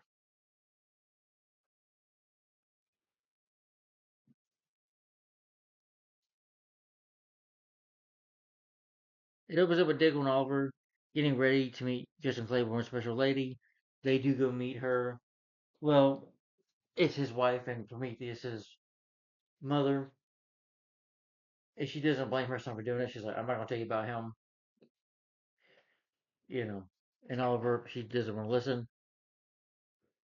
She doesn't know where to confront him. She says that her child is harmed and terrified, and that she will not help. And of course, Oliver leaves. Then you have China White and Warner, who you saw in the season 4, and you see Cupid again. I like seeing China White. Kelly Who's back a little bit here, but today's her birthday as well. So happy birthday to Kelly Who. Always love this actress. I liked her as Scorpio King. She was next to us when United. Love her as China White. They escape from the prison. They're planning to steal some money. You have back there, Kev, you have Dana cautions the group about the breakout. While Felicity utilizes she doesn't want to take Laura's place like Canary, so she wears this mask and a lame jacket. You know,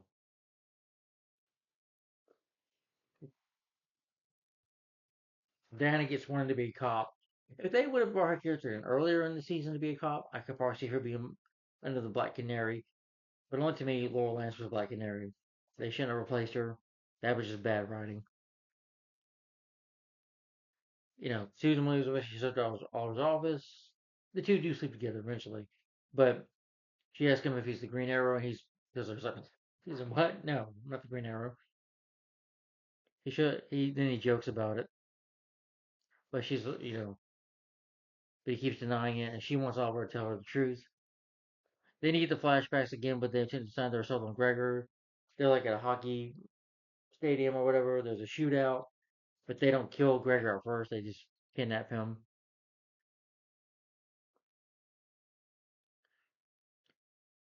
Oliver throws Diane into the CCPD.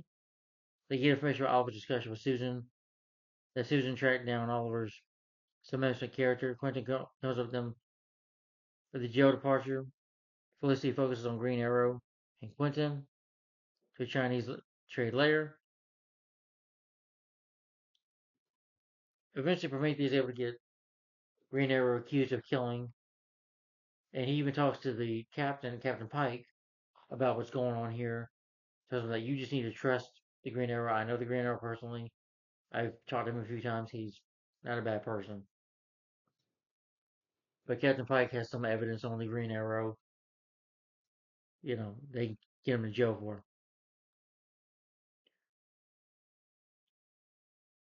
Yeah, Oliver accompanies Anatoly back to the medical clinic. They escape from there eventually.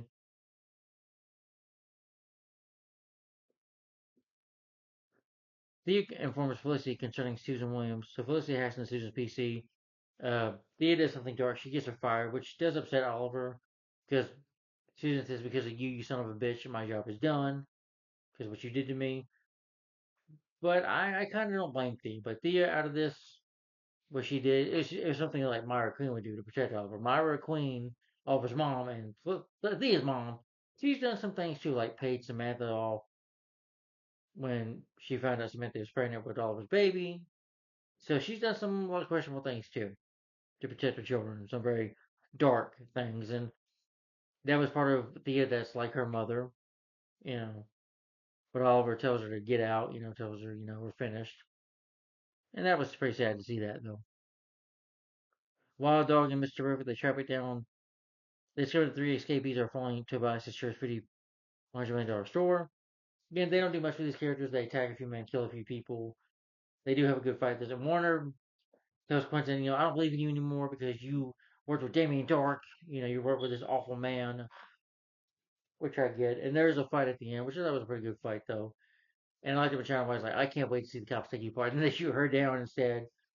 Captain Pike has a kind of a look, and Green Arrow says something that Oliver said to him, like, he's like, funny, the mayor said the same thing. So it's like Pike actually knows that Oliver is the Green Arrow. But I think earns respect from him that he is a good man and that despite being vigilante outlaw, he means well. You know, and he loves this city, cares for the city. You know, and the other episode, Quentin is okay, becomes to be okay, all right with Diana being the new Black Canary.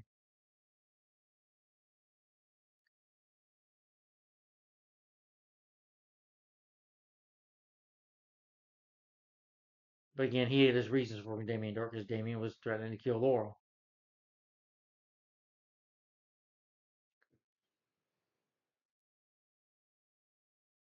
And of course, since Green Arrow shot him, that's the reason Captain Pike was on him. But Laurel was able to talk him out of it, and his Green Arrow as well.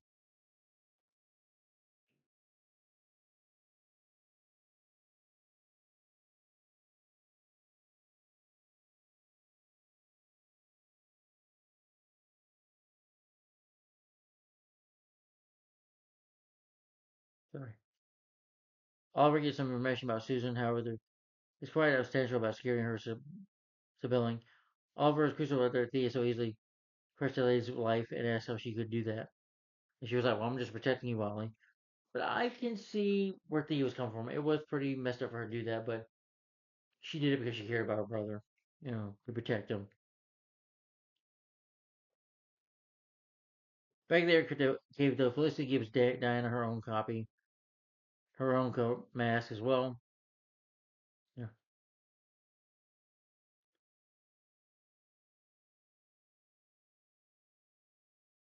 Quentin gives Warner an affectionate goodbye, gives Diana a couple statements to the water.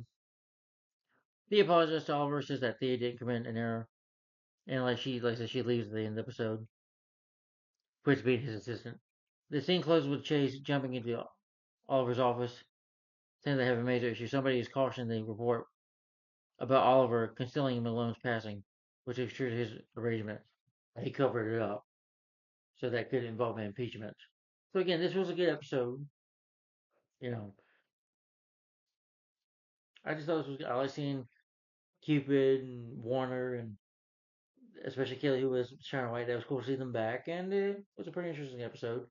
I don't care about Diana being the new Black Canary. That's one thing I didn't care about in this episode, or the other characters as well. But it was good. Oh yeah, we don't see Rory basically anymore. Like I said, they don't do nothing with Ragman very much. Oh yeah, because you find out that his rags run out, so he's like, "Well, I'm done." And so I doubt we'll see him in the next season. But that was the Sin Eater, which I did like.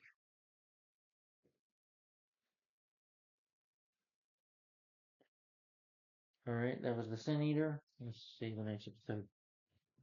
All right, we're in 2 hours in. Okay. All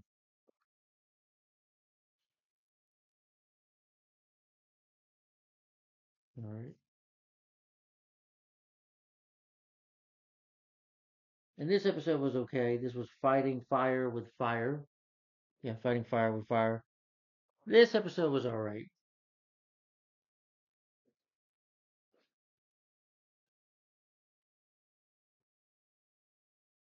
The scene opens up with Oliver attempting to push through a room with a medium weight at his office as they're questioning him. Thea, Quentin, and Diana get inside. Thea says she's attempting to discover how it's spelled. Oliver, oh, so I guess she didn't leave. Okay. It says Prometheus indeed says that he loses his office. Prometheus wins. Oliver repeatedly chooses to come clean with the media. He makes that Thea makes things directly with Susan Williams. Chase strolls in and hands Oliver a letter of recommendation, something like that.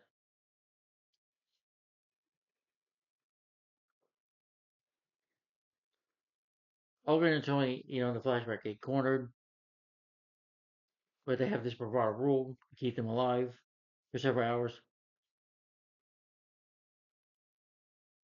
Curtis creates these T-Spears since even he admits himself that all he does is get his ass kicked all the time. So it's like these mechanical balls, well, T-Spears that he creates, you know, keep them alive. Oliver doesn't comprehend what's happening. And it totally, well, oh yeah, sorry. You know, he even tries to talk to Susan, but Susan tells him off, pretty much tells Oliver to go to hell.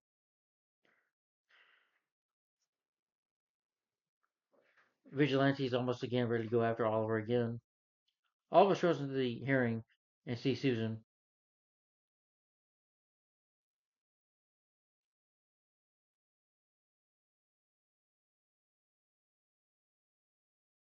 Felicity shows Pandora to Diggle. Diggle cautions her to be careful about using this weapon. Chase says he'll attempt to pursue a chamber part to approach Queen to harm. Thea and Diana moderate him down. Vigilante in the one room focuses on Oliver.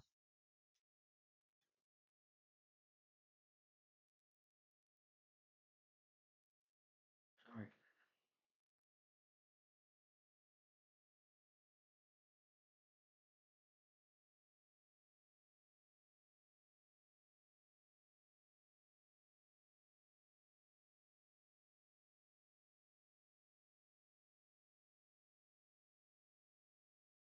Well, instantly they go through like a bravado court, talk about what happens. Then I didn't care too much. There's this arrangement with Kovar. Diana finds a piece of Vigilante's advisor at the wrongdoing scene. She calls it to Felicity. Curtis able to use his T-Spears, which I admit are cool. Chase appears at the wrongdoing scene and takes the Vigilante's advisor from Diana. He's like, I got that. I'll take care of it. So Prometheus, he confronts um, Vigilante. They fight. So yes, it was in this episode. Sorry.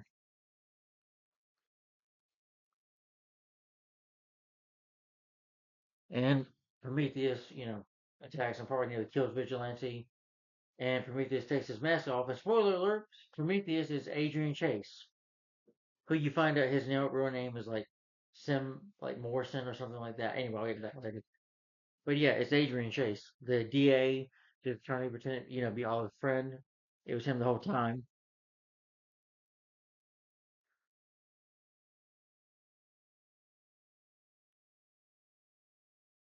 So Felicity works with Helix, and she's doing certain things that she shouldn't do.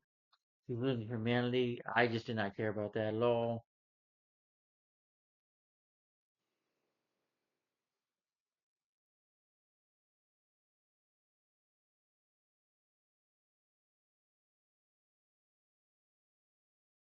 But they track the team track vigilance down using its Curtis T spares. Chase strolls in Oliver's office and says he can't get over to the city board to Oliver. Chase says they need a simple environment. Oh yeah, there's also I think in the pilot episode or the first episode of Legacy, one of the episodes where like from the movie Daredevil or Dark Knight Rises or The Crow, Prometheus said, oh, it was the So Begins episode where he shoots the fire. I'm like, well, of course he must have watched those movies to inspire that when Chase did that. Predator traps Vigilante into over the road to City Hall.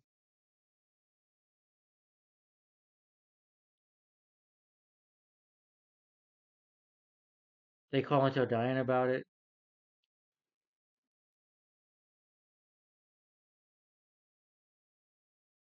So now Oliver, I mean not Oliver. So Curtis is now calling himself Mr. Tremendous. They attempt to stop Vigilante. Vigilante gets a drop on them though.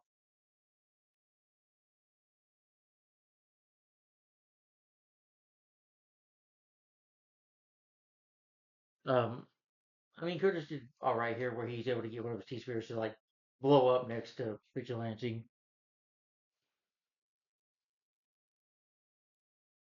Oliver says that he concealed Malone's homicide to help the city from discovering that Green Arrow was a cop. Executioner, the city had lost such huge remembers of legends as of now. In the meantime, Vigilante shoots both Diggle and Wild Dog. However, Mr. Spectacular explodes his second T-sphere. Can we just call the character Mr. Terrifier to give him all his damn names? They stroll outside in the nick of time. Gerald requires the police to discover that captured Green Arrow. Susan goes see Elvis, says, she landed her position back, thanks to Theo.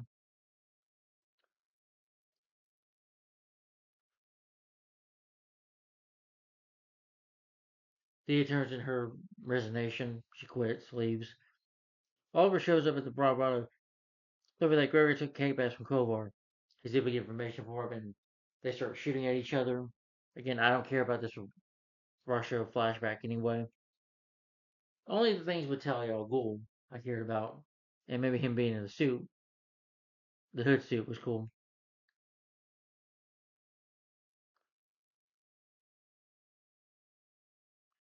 Eventually, toward the end, the scene closes with Chase standing up to Susan instead of Rigo and saying that he has the last chance for. That doesn't sound great thinking about what Prometheus is not. So he pretty much kidnaps her at the end, and that's the end of the episode. You can find Fire, that was okay. I just hate what they do with Felicity. They they make her a bitch, first of all. I hate her, yeah. Just I hate what they do with the character and making Thea do that, trying to be like her mother. I just didn't like those kind of things. I like that we found out that Prometheus was Chase, and that was interesting. But again, it was an okay episode. Some things I liked in it, especially some of the action, and the T spears were cool. So that's fighting fire with fire.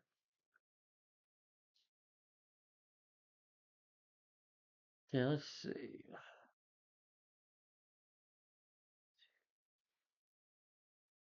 Wait. Okay.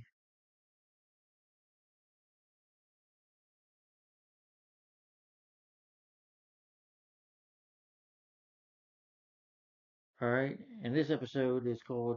This one's okay too, and that is called Checkmate. Guys, there will be a part two.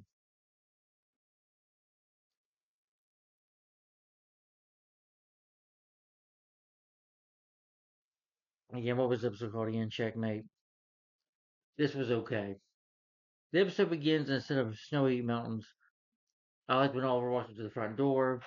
He fights with some of the members of the League of Assassins. Eventually sees Talia, and Talia tells him, I do respect you, Oliver, but I'm angry with you. And she tells him that Prometheus is Agent Chase, and she's like, I'm hoping he gets his revenge on you because in season three, remember, Ishar Ghul was the main antagonist. Oliver killed him in the season final of season three. You know,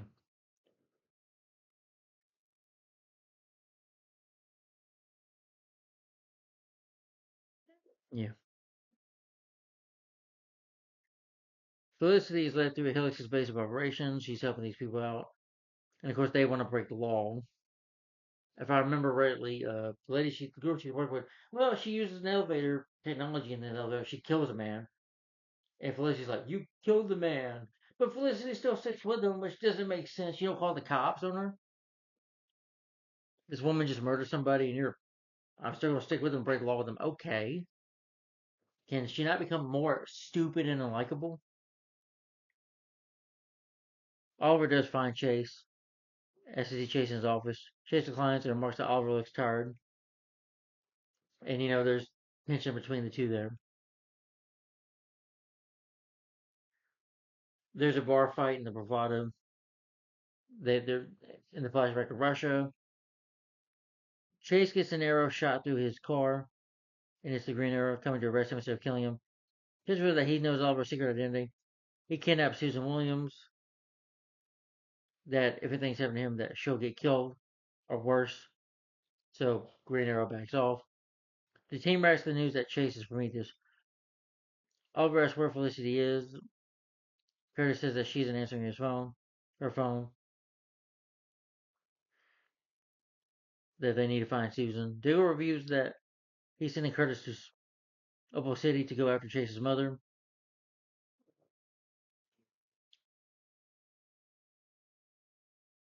Oliver gets ready to head to Chase's house, but Diggle wants to join him, but it doesn't happen.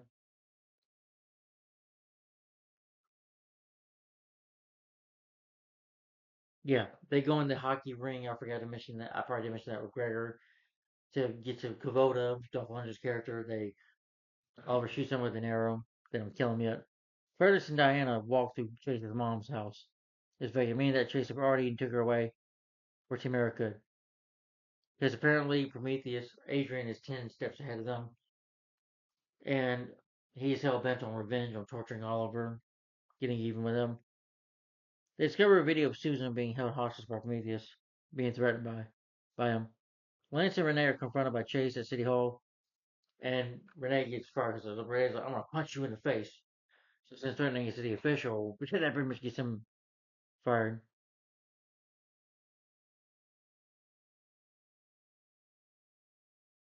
Oliver and Diggle enter the house and scoop it out.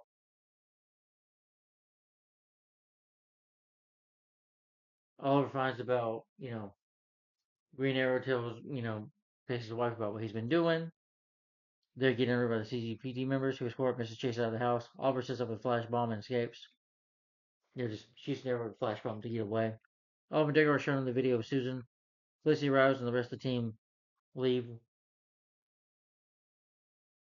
Oliver tells Felicity that he's worried about her, what she's been doing.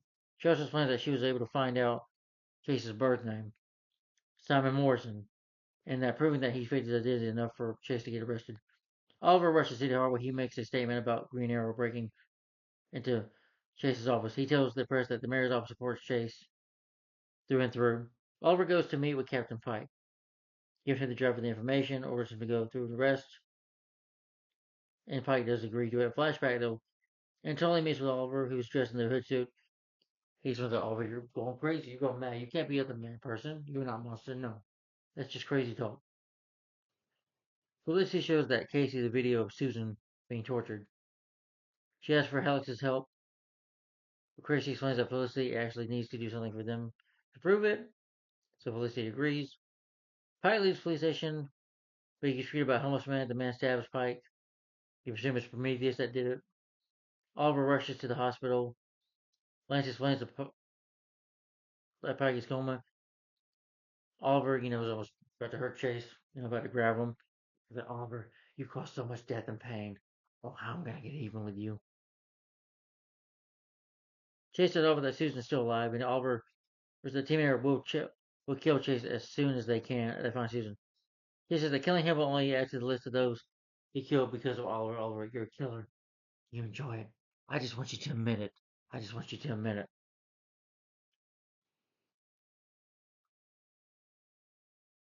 Oliver enters the air cave. Just throws stuff around, breaks everything in there. Gregor, then we get a flashback again where Gregor and the Bravado members are seen watching a high game, and that's when the shootout happens, where Oliver's shooting people with arrows. Police explains that will find Susan away. She begins sending false information to Homeland Security systems. Curtis begs her to tell the truth, but she does. But Curtis is still unhappy that she's doing these things when Oliver and Devil's backs. Which again, I hated Felicity for doing this even more. Not just her relationship with Oliver, but her attitude toward him, and then doing all this stuff behind their back. You know,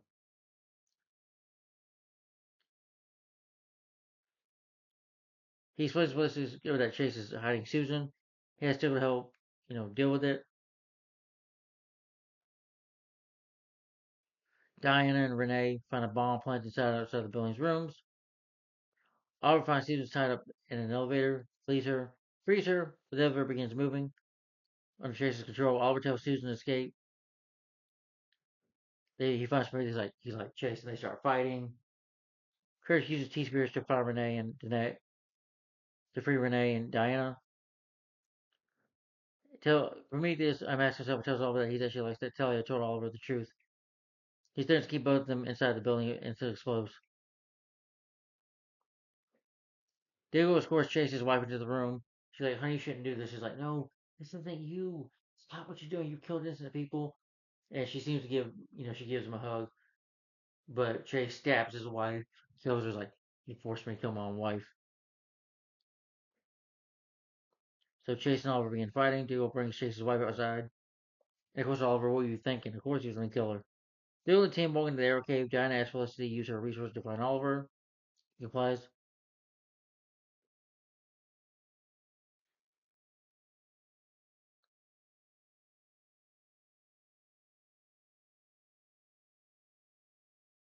Lance leads Susan through the precinct. They run to Chase. Lance starts Chase, but Chase explains that he's in mourning because the Green Arrow killed his wife.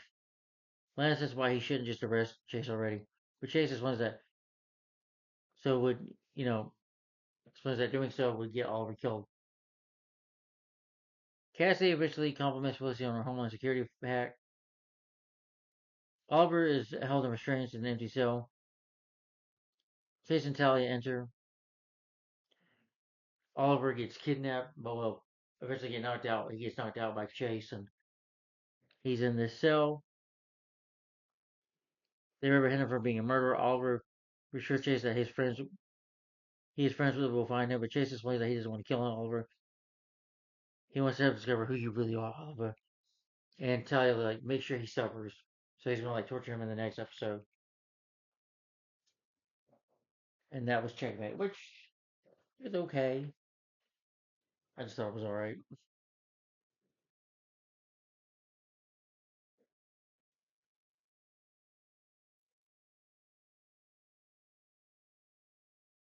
Mm-hmm.